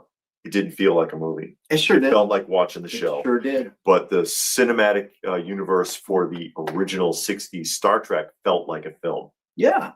The thing that got me, and I thought this is the first thing I thought of in the theater when I saw it. Hey, BK and Axel Foley. How are y'all?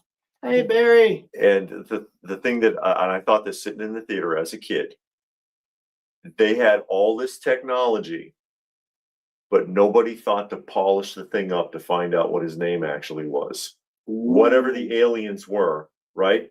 It was like, you're this intelligence, and we're going to hook you up to this machine, and we're going to put you in this giant ship. But nobody thought to clean them off so that you could read all the letters. Boy, you're 6. Now, BK will debate us. He loves Star Trek the Motion Picture. And but it was like the episode The Changeling from season 2, the original show. Remember where a probe like merged and began going sterilize. It wanted to sterilize planets, but it was a benevolent mission originally. It got perverted. It's thought that Kirk was a different Kirk. Yeah, I'm thinking of, I almost said Kyrok. That's where he was an alien Indian. He married Miramani. Kyrok! Yeah. The Kirk unit. That's what it was. He called him the Kirk unit. The Kirk unit. Star Trek, the motionless picture. It was atrocious. Says Axel Foley. But how about the music though by Jerry Goldsmith? Which Next Generation? They couldn't even come up with their own theme. They used They borrowed it. And it was because of not the motion picture. The motion picture begot Wrath of Khan, which is the best Star Trek film ever done. What? Hey, Sarah in Southern California. Sorry. She's saying I'm not saying, hey, she thinks I'm being antisocial. I'm sorry. Oh, so it's okay. And because of Wrath of Khan, the popularity of it is why Paramount went back to print and did Next Generation at all. They were like, this is so huge. Can we go back to doing shows? And they came up with Next Generation because of the success of Wrath of Khan. And the Wrath of Khan was successful. I talk about Wrath of Khan a lot because I saw when I used to do the sci-fi shows in the early 90s in Boston, the chief writer from that, I can't remember his name. Gene Roddenberry? Not Gene Roddenberry, not Gene Roddenberry, but one of the main writers. Yeah, DC Fontana, that was a female, Dorothy. Okay. Didn't know a damn thing about Star Trek. He was like, I didn't get it. Gene Kuhn, maybe. I didn't get it. And I wanted to, so I went back and rewatched every single episode so I could get the feel for why people love this so much. And Space Seed struck a chord with him. And he was like, Harv Bennett. It might have been. It was Harvey Bennett. And he was like, I wonder what Ricardo Montalban's doing right now. And, Besides Fantasy Island. yeah, he was on Fantasy Island, and that's what screwed it up. That's why you never see Kirk and Khan together on the film, because of The schedules? The schedules were screwed up, and that was a regret of Montalban's, because he was like, I would have loved to have done a direct scene because there was so much tension, even just doing those parted shots. If we could have got together, I think it would have been amazing. And of course, they called Ricardo, and Ricardo works out really heavily. And he was like, we didn't have to do anything with this guy. I looked at him, was like, oh my God, he's in great shape. He's still Khan. I thought the chest was fake. It's real. I thought it was just like a prosthetic because he had that necklace thing. And I thought, oh, that's separating the real from the fake. Rubber chest. Yeah. That's what I thought. But no, it's real. That was him. He was in great shape. But yeah, but that spawned the whole new universe with Next Generation. Arguably not the best of the 5 shows that they did, or 4, because it was Next Generation, Deep Space Nine, Voyager, and then Enterprise, which I think gets a bad rap. I think Enterprise is good. Yeah, it's a good closure for all of it, because they answer questions and that no one would touch, like how come there's 2 different kinds of Klingons. They covered that in the show. Yeah, they explained it, but sponsored by Charmin Klingons. I'm sorry, immature. Yeah, sorry. Oh Anyway, no, I thought it was bears. Yeah. But I think that's such a clever campaign, by the way, because we all know what a bear does in the woods. So Yeah. they made it funny. I think Yeah. that's a cute ad campaign. Sorry. I don't know how I got off on that. it's okay. Well, at least they're either selling you power, or was it the energy company? Oh yeah, Scanner Energy. Energy. Yeah. Well, we can live in the house now. Okay. Whatever. But excuse me. All of those shows came from Wrath of Khan being successful. Yeah. And because they never thought they'd do anything after motion picture. I mean, half the people in it were volunteers. Star Trek fans made their own costumes and crazy stuff. Oh wow. Yeah, and the Voyage Home, Star Trek 4 with the whales, was my favorite next to Khan. And that's after that is when the Next Generation debuted in September 1987 as a syndicated show and worldwide television syndication on independent TV stations. It aired here on WGNX 46 And then, the thing is, in Atlanta. and it wasn't well written, honestly, to begin with. It wasn't well written. It wasn't original. They did a lot of rewrites. Even Q was a rewrite of Trelane. And then when it did come into its own, I mean, there are people, I get why people liked it, because they followed the role-playing trend. As the old Star Trek, they followed the model of 3 that you saw in a lot of Westerns, 3 main characters, Kirk, Spock, McCoy. Yeah. It's just like any of the old Westerns, like Rawhide, right? You had Mr. Favor, you had Dad and the boy. Dad. No, you're thinking of Rawhide. Bonanza. Oh You're thinking of Bonanza. no, I'm thinking about the rifleman. Okay, With the Mark rifleman. and the dad. And Mark, the sheriff. Dad, and the sheriff. Lucas McCain, yeah. But it was Mr. Favor, Rowdy, and Wishbone. Mm. They always had the three main characters, and that's what it was. But on Star Trek: The Next Generation, it really isn't a main character. It's every week it's someone else is showcased. Okay. If you think about it, and I thought Kirk was the main character. that's the '60s show. We're talking about Next Generation. Oh, okay. Make it so, number 1. Yeah. I don't watch. Because, and it falls into that pocket of role playing that was real popular in the late '80s. Mm. I think that had a lot to do with it, but nothing about the show was original, not even the Borg, and that's what really jumped them off. Yeah. The Borg, I thought were interesting. They'd started to steal. There's a Walking Dead poster right there. Hey, Jesse's there. They started. That might be yours. They started to take scripts from Space 1999 season 2. Actually, there's a book by John Kenneth Muir, Muir, all about that. It's called Exploring Space 1999. He talks about the whole connection with Star Trek: The Next Generation, like that expression. Resistance is futile was in the very last episode of Space 1999, the Dorkons. Commander, resistance is futile. They took that whole line. But and Star Trek: Next Generation looked cheap. It was like videotape. You know what I mean? Like when it first debuted, just visually, it looked cheap. The effects were well done, but they didn't look cinematic. To your point, Yeah. you know what I mean? And I've had that argument with people, like, what are you talking about? The Borgs are what, and it's true. The Borg is what sold the show. When they did that cliffhanger with it into the next season, and it made it a lot more interesting. But I'm like, have you never seen Doctor Who? What are they? There's cyborgs who go and kidnap entire planets and make more cyborgs out of them.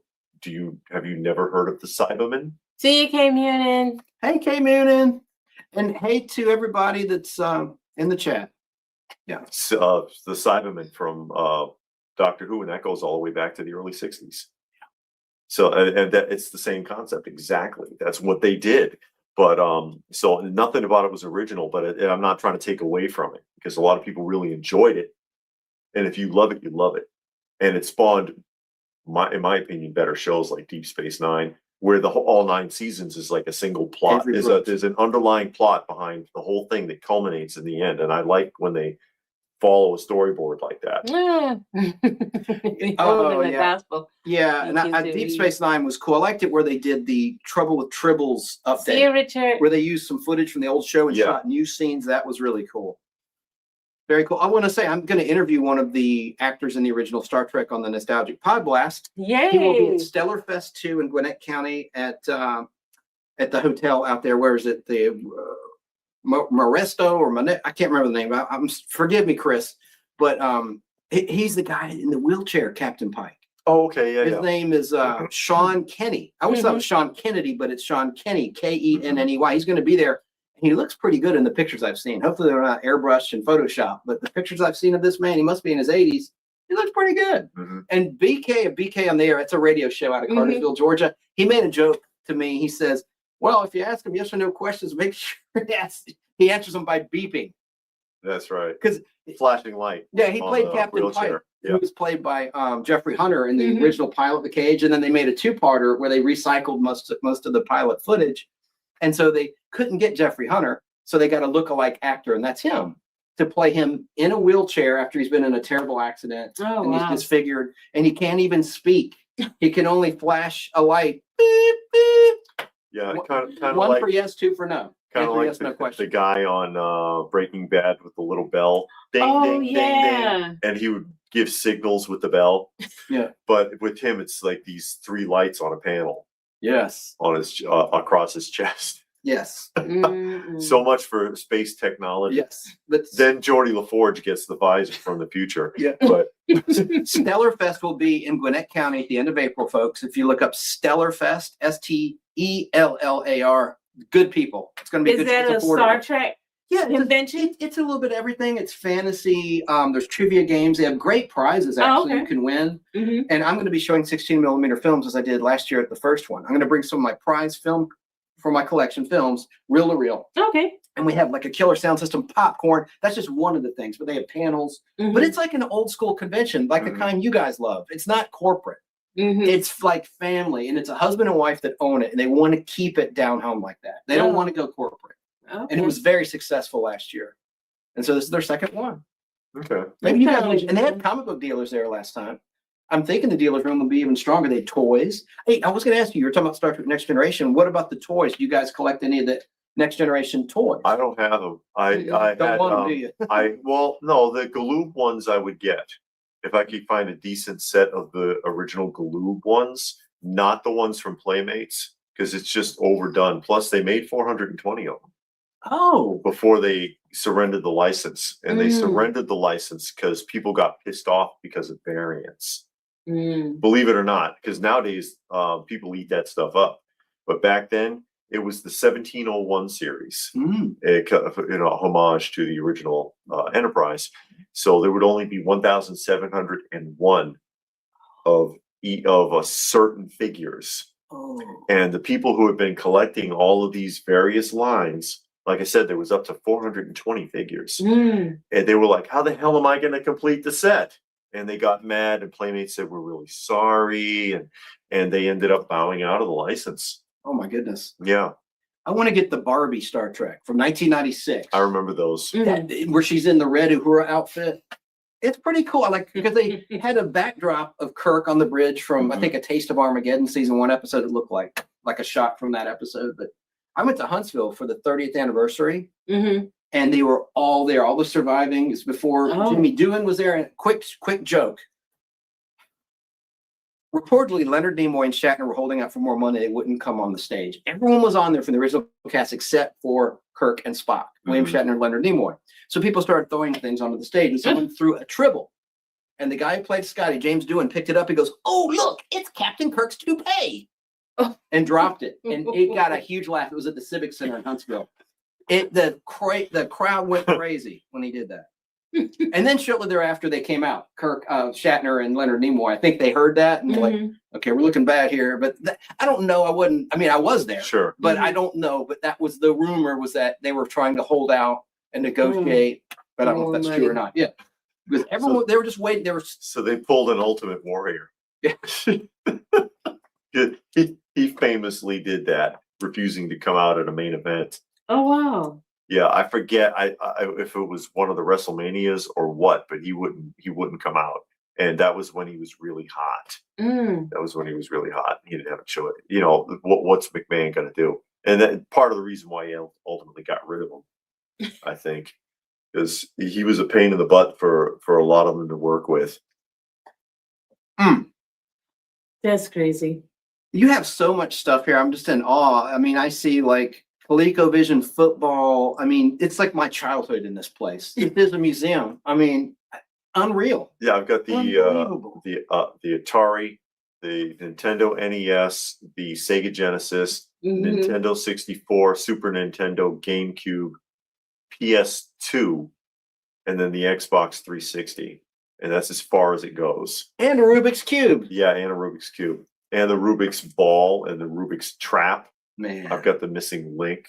Oh my goodness. All of those cool bits and pieces. My favorites are the NES and Sega Genesis, though.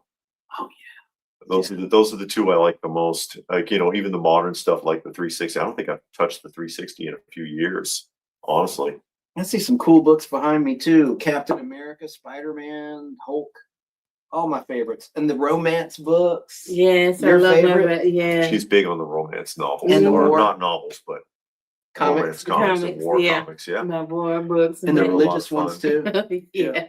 No Spider-Man though. No, I do. Oh, okay. And I actually read the series with Morbius, and I have a new series on my channel called What Am I Reading? Oh. So I'm going to review that book. I already did one episode, so my second episode is, I think it was 4 or 5 books in that series, so I'm going to review it. Cool. And Lady Pop Hunter's your YouTube channel. Yep. So I'm going to review that and see. I subscribe. Yeah, she doesn't like the cinematic Spider-Man, but she does like the Hey, Frank and Frog. she does like the written, like, you know, Silver Bronze Age Spider-Man. I don't like what they did with him in the movies. Yeah. Yeah. But you know, So they the take a Tobey lot. Maguire movies are the ones after Tobey Maguire. The ones with I've seen the Tobey Maguires and I've seen the ones after. You saw Tobey Maguire, or you saw the other one? I've seen the first ones. Whoever that guy is. That's Tobey Maguire in the first real live. There was a TV show, you know. Right, but it had Macho Man in one. Okay, yeah, that is the Tobey Maguire then. And he had that outfit he made. Yeah. Yeah, I seen that was the first one from 2002. Yeah, I seen him. They had to cut a scene with the Twin Towers because of those 911. Yeah. It was in the trailer, one of the teaser trailers. It was a couple of movies that were about to come out, and they had the Twin Towers in, and they had to go reshoot Felt those some kind scenes. of way about it. Yeah. And it's like, thank God for King Kong 1976 and he made Superman the jump. the movie. Yeah, he made the jump. Yeah. When the flamethrowers came out, he took off. Yeah. Rick Baker in that outfit. Stuntman. What's amazing about that is the automaton that they made for it. Because they made a 1-to-1 scale automaton. It's like 40 feet tall. Oh, wow. For the scene where he's breaking out of the cage at the end when they had the crown on him, making him look crazy. Yeah. And he broke loose. They had an automaton because they couldn't think of a better way to fake that. And it didn't work. And it looks. Ooh, I'm bumping this. It looks better. It looked better than a CGI attempt nowadays. Yeah. Some of that stuff that they came up with. My favorite is the Poltergeist house. If you ever saw how they did that stunt, where they sucked it in, for those of you who never saw this, they built like a like a quarter scale of the house, miniaturized, all the furniture and everything in perfect detail, and attached piano wire to every single thing in the house, and had a pipe that they attached to a forklift. And then they slowly pulled it so that the whole house would suck into the hole. So that's how they did that effect where everything gets crushed into a hole on the thing. Who is that? I can't. Steve says that the eye is following Everywhere in That's the right. room. The hypnotic eye. The hypnotic eye is watching you. Hey, Steve, how are you? Hey, brother. It's what's the other one? The Eye of Mordor Yes. is watching you. Yes. Fool of a took. When he was trying to, I was only trying to look you. I was only trying to see. I love it. It's like a Cyclops eye. Yeah, that's a nice patch, actually. Man, I can't. I had to do something with it before she tears that patch off and sews it on her jacket. Yeah. No. How's your jacket coming along with all your patches? Pretty cool. I started to wear it tonight. Yeah, it's all full. I still have to do this part of the arm, but it's hard to get there because the sewing machine doesn't reach. So I tried iron-on patches. Didn't work. I bought this spray that you spray on it and then you're supposed to iron it on. Doesn't work. I even tried crazy glue. Doesn't work. Doesn't work. Oh my God. So It's gotta be just the stitched. elbow part of the arm is like nothing is there. Memory unlocked. Remember blazers in the 70s and 80s where men would have these atrocious elbow patches? Yeah. Yeah, That and went away. sometimes there would That- be one here, like they went shooting, but it was corduroy instead of a pad. Yeah. Corduroy pants, you walk it. And when you get to the Bionic Woman episode of $6 Million Man that introduced her, look for the scene when they're planning the wedding. She's wearing corduroy and it makes an atrocious sound. Lindsay Wagner, the Bionic Woman, she walks into the room with Steve You can hear Austin's it? mom. Yeah, you can hear it. The mic picks it up. She's wearing those kind of pants. So she has bionic legs, so if she runs, she could start a fire. And that's true. At that point, it's before her accident in the story, I think. But yeah, Okay. before her Before skydiving the wreck. accident. I Oh, remember. So you were in season 1 then, the $6 Million Man? Oh yeah. Yeah. So Season there's 1. not many. It was a winter replacement from the middle of the 73-74 season. It started January 18th, 74. But you're going to see the robot maker, if you haven't already, John Saxton. We already saw that. Oh, that was That's cool. the Maskatron, right? Maskatron. Yeah, we saw that. Henry Jones played the robot maker. He comes back. I don't want to spoil it. You know We that. saw saw that. that We one just too. saw that one You know what's- last week. But he What- comes back again in season 2 and makes a Oh. robot Oscar Goldman. Okay, yeah, we haven't gotten to that. Wait till you see that. Oscartron. His exploding attache. Saxton was funny as the robot because, of course, he was acting stiff on purpose. We're trying to get Steve to pull over so he can go to the restroom. Oh, Steve, my stomach. I feel so sick. I'm dying. Can you pull over? He was so stiff with it. Yeah. It's hilarious. He's on Falcon Crest, so we're watching That's Falcon right. Crest. Oh, yeah. And Saxton is Saxton on. got around. Yeah, he's on Falcon Crest. He's pretty good. They think he killed Robert Stack. Stack is on Falcon Crest, and he gets killed. And they think What a weird John. acting style he has. Yeah, His delivery is odd. it's very odd. But Because I he sounds see like he's still in a documentary. he sounds Well, like he's still on Unsolved Mysteries. That's what I mean. Mhm. Hello, Angela. I'm here to, and it's like, okay, acting.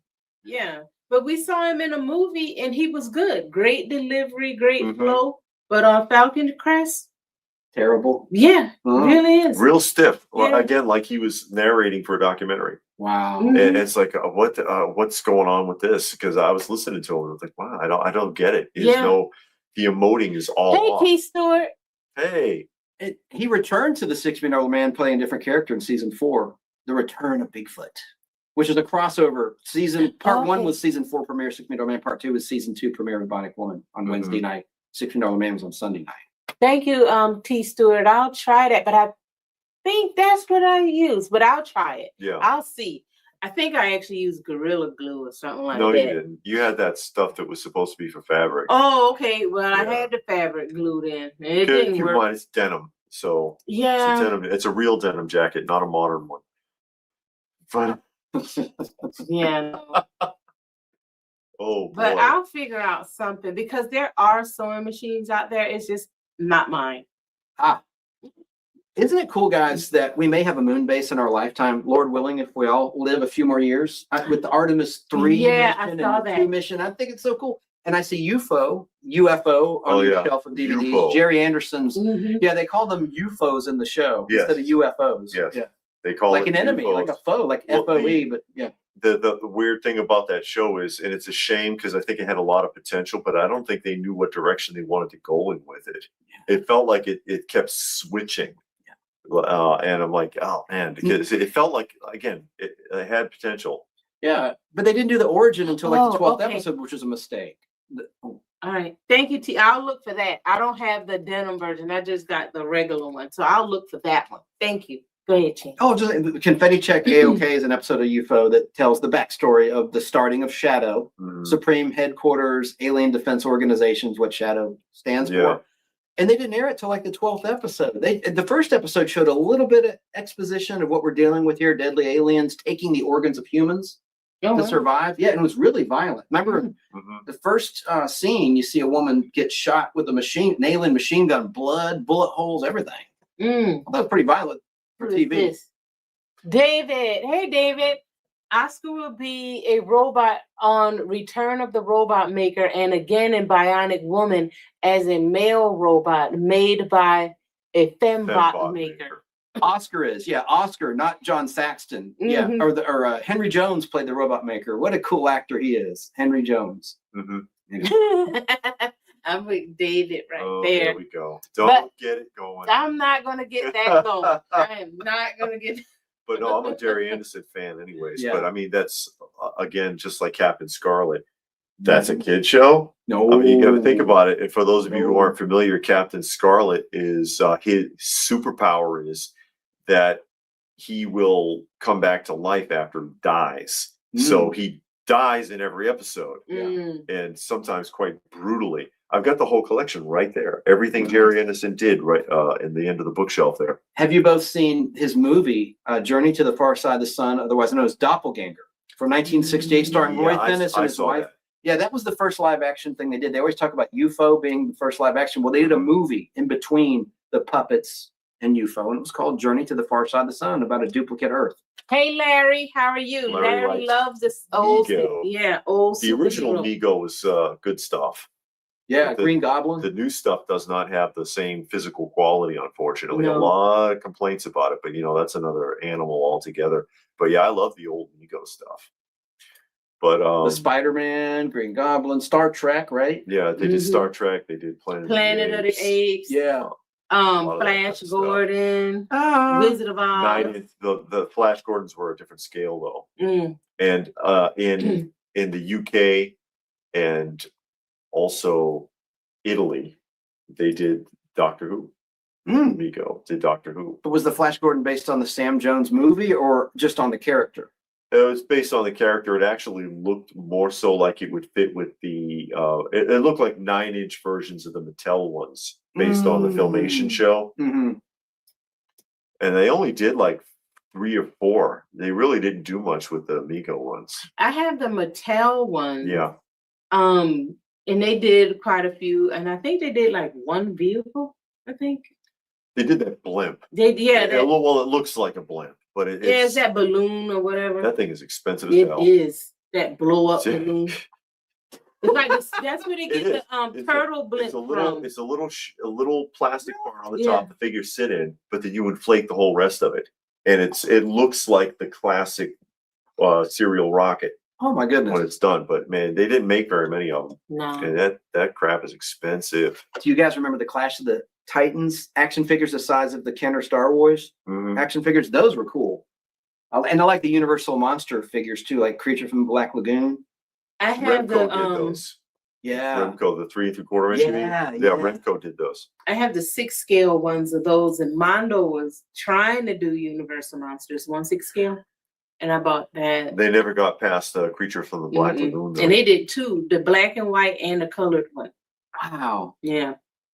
They did a good job, but then they stopped. I thought they were going to They do dropped all it for of some it. reason. Yeah, they just stopped right there. So I was like, okay, because I really wanted a 6-scale Universal Monster set. And so I was going to get that. Then they stopped, but I ended up getting the Sideshow one. So I got the whole Sideshow, and that was way cheaper because Sideshow 1/6 scales don't hold up the price, but value wise, it doesn't. Yeah, the hold the older ones you get it for next to nothing because they did a lot of stuff. They did Buffy the Vampire Slayer and Hogan's Heroes and No way. Monty Python and the Holy Grail. Yeah. And Life of Brian, and they did tons of that stuff. But you pick it up dirt cheap now. I didn't know that. I interviewed actually the official biographer of the star of Hogan's Heroes, Carol Ford, and the topic never came up about the toys. That's news to me. Sideshow, yeah. Yeah. Sideshow They did, 1/6 They scale. did After he Twilight was Zone. killed, or was it like back in the day? No, they were. This was like 2000. 20 years ago. Oh, okay. Yeah. Yeah. it's- So it was long after 1978. Yeah, when yeah. unfortunately he was Yeah. killed. Yeah. They did Twilight Zone, Outer Limits, 1/6 scale, all of it. And he started in radio. I'm blanking out on his name. Help me out. The star of Hogan's Heroes. Oh God, I can't remember. Bob Crane. There How you could I go. forget? That's it. Bob That's it. Crane. Mhm. He was unfortunately murdered. Oh. Unsolved mystery murder. Oh. Yeah, back in 1978 in Arizona. Bludgeoned to death. Bludgeon. Well, we don't want to go there because Yeah. the biographer, the official biographer, Carol M. Ford, defends his honor and says there's been things said about him that aren't true, and I'll just leave it at that. So, but a lot of it was true. Mhm. He had a dark side, but he had a good side too. Anyway, So what do you collect? I collect comic books. Comic- I do have some toys. I'm not really into toys like you guys are, but Mhm. I'm a Marvel comic books guy and now DC, an independent comic person. Now Vinyl. DC. Yeah, because I bought. Remember that collection I bought? I Yeah. told you about. There was a lot of DC in there, so Yeah. now I'm trying to buff that up. But yeah, so I like comic books, magazines. I just got the $6 Million Man. Is it Charlton or Carlton? Charlton. Charlton. I never get that right. Yeah, I've got those. Heck yeah, I'm going to buy issue 4 of that. I want issue 4 of the magazine. And Chance bought a huge comic book collection, what, a year or two ago? Back in 2024, April of 2024. Yeah, and he did on his channel, he opened up a box a week and showed what he got. You got how many books? Like a couple of thousand, right? At least 6,000 5,000 books. 5,000 or 6,000 books. Yeah, and they were just in any order because the guy would read it and put it back. There you go.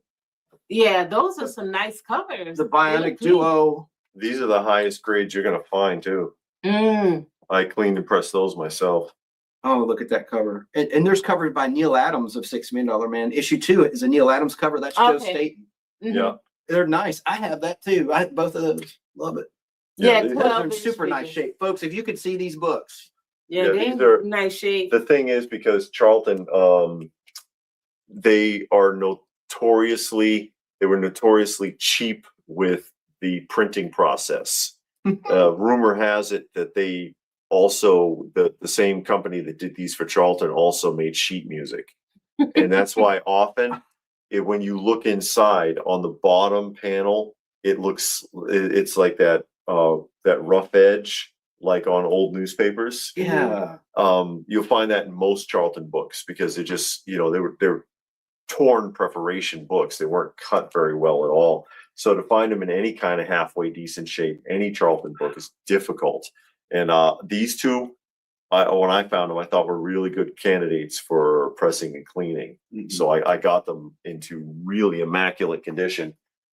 But they had Space 1999 at Charlton. Yeah. Charlton. I loved Emergency. They did one based. Do you like the show Emergency? I never saw Emergency. It's good. David had the action figures. Oh, cool. Those are very rare. LJN, yeah. Very rare. And I like Doomsday +1. John Byrne came from that comic book company, Charlton, before he went to Marvel and did his legendary X-Men run. Yeah. Yeah. And Fantastic Four. DC, of course, bought all of their characters out and did weird stuff. And he did Man of Steel. Remember that in 1986? Byrne left Marvel to do the Man of Steel miniseries, and he stayed on and did some Action Comics back in the late 1980s. Yep. Are you still looking for Green Arrow comic books?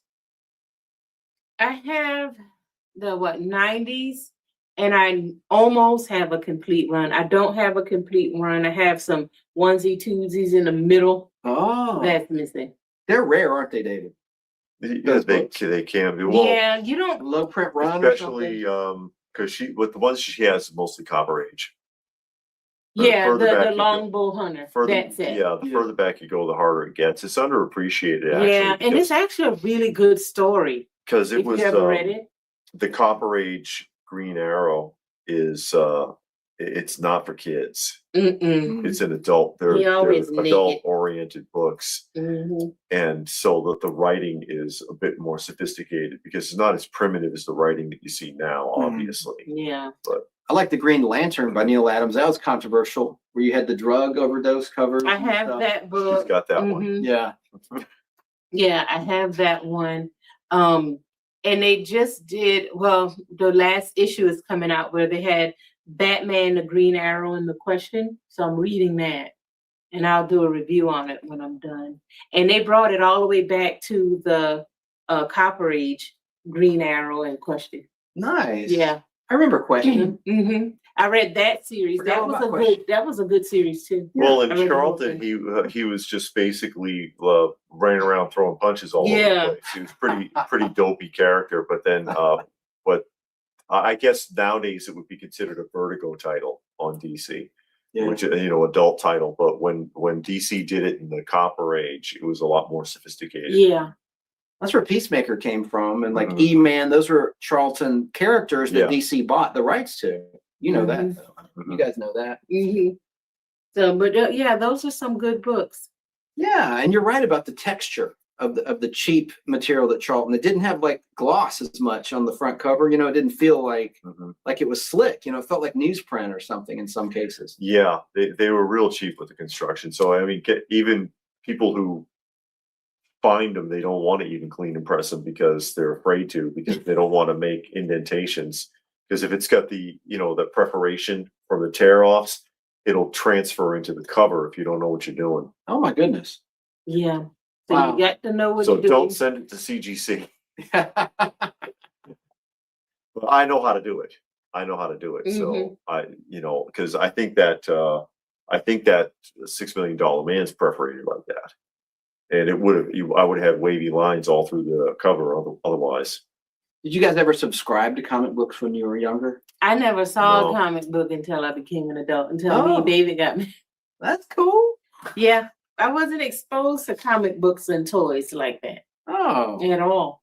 So I didn't get into any of this stuff until we got married. How nice. Yeah. It's like a whole new world. Collecting. Yeah. I collected, just not toys and comics. Not like that. Figurines like Snow Babies. Precious moments. Patches. No, not even patches. Okay. Not even patches. Like glassware, dishware, that kind of stuff. That's cool. And Fiesta ware.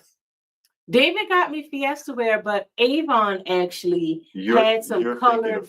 You're thinking of Fenton. Oh, Fenton. Yeah, not Fiesta ware. Yeah. False graph and all that stuff. I used to work in housewares as a college job at Rich's department store. Oh, I used to. So I learned all about that inventory. I know, another thing of the past, Rich's department store. Yep. They even had candy at one point. They had a candy department. Oh, really? At Rich's, yes. Yeah, they were like JCPenney and Sears and all of them. They were like that. They didn't have that where I was. Oh, no, I think that was only in the South. Did you have Woolworths though? Oh, that made Woolworths hamburgers and grilled cheese. Yeah. Yeah, the Woolworths soda jerk. Woolworths diner. Yeah. A lot of places used to do that. Kmart had it. Even back in the day, people don't remember this. Walmart had it. I don't remember that. Walmart had its own. Yeah, if you look up GI Joe meal prizes on eBay, Walmart's restaurant. Oh my goodness! Is the one that had those in the 80s. Yeah, but they're long gone. They sold that out a long time ago to franchise, and that's why you see Subway in there. Oh wow! Well, Bloomingdale's here at Perimeter Mall in the Atlanta, Georgia area has a restaurant up top on their top level, so it's kind of a throwback to that. I wonder if Bloomingdale's, New York, has one. Probably does. I've never been to it. I've been to the one at Perimeter Mall here in Atlanta. Do you have the Wizards from 1977? I don't have Wizards. I know the movie, but I don't have it. Oh You yeah, saw it? Ralph Bakshi. Yep, I have it on 16mm film. Mhm. Not the movie, the trailer. I wish I had the movie. Okay. The movie came out in '76. It was a 20th Century Fox release, right around just before Star Wars, about a year before Star Wars or so was released.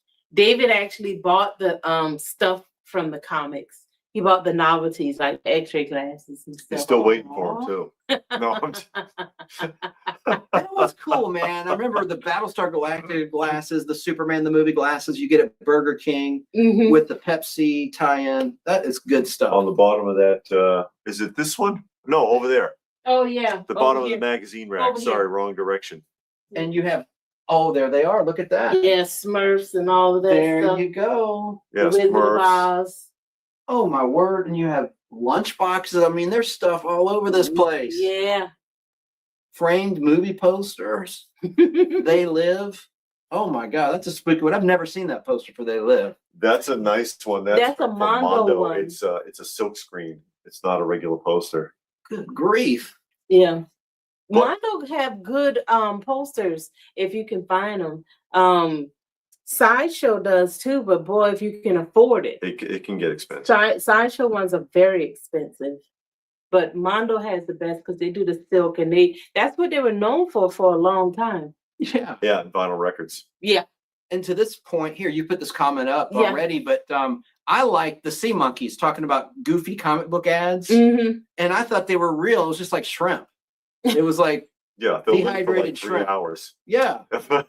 And I like the rocks that would grow and you put it in water. I forget what that was. Magic rocks. That's what it was. Magic Yeah. rocks. Oh. Those were cool. I think you got those out of a comic book too, but you're right. Yeah, those X-ray glasses where the guy's looking at some lady or something. It was You kind can of see it creepy. through your hand. Yeah. That's- Oh, the skeleton. That's yeah, right. Skeleton hand. Yeah.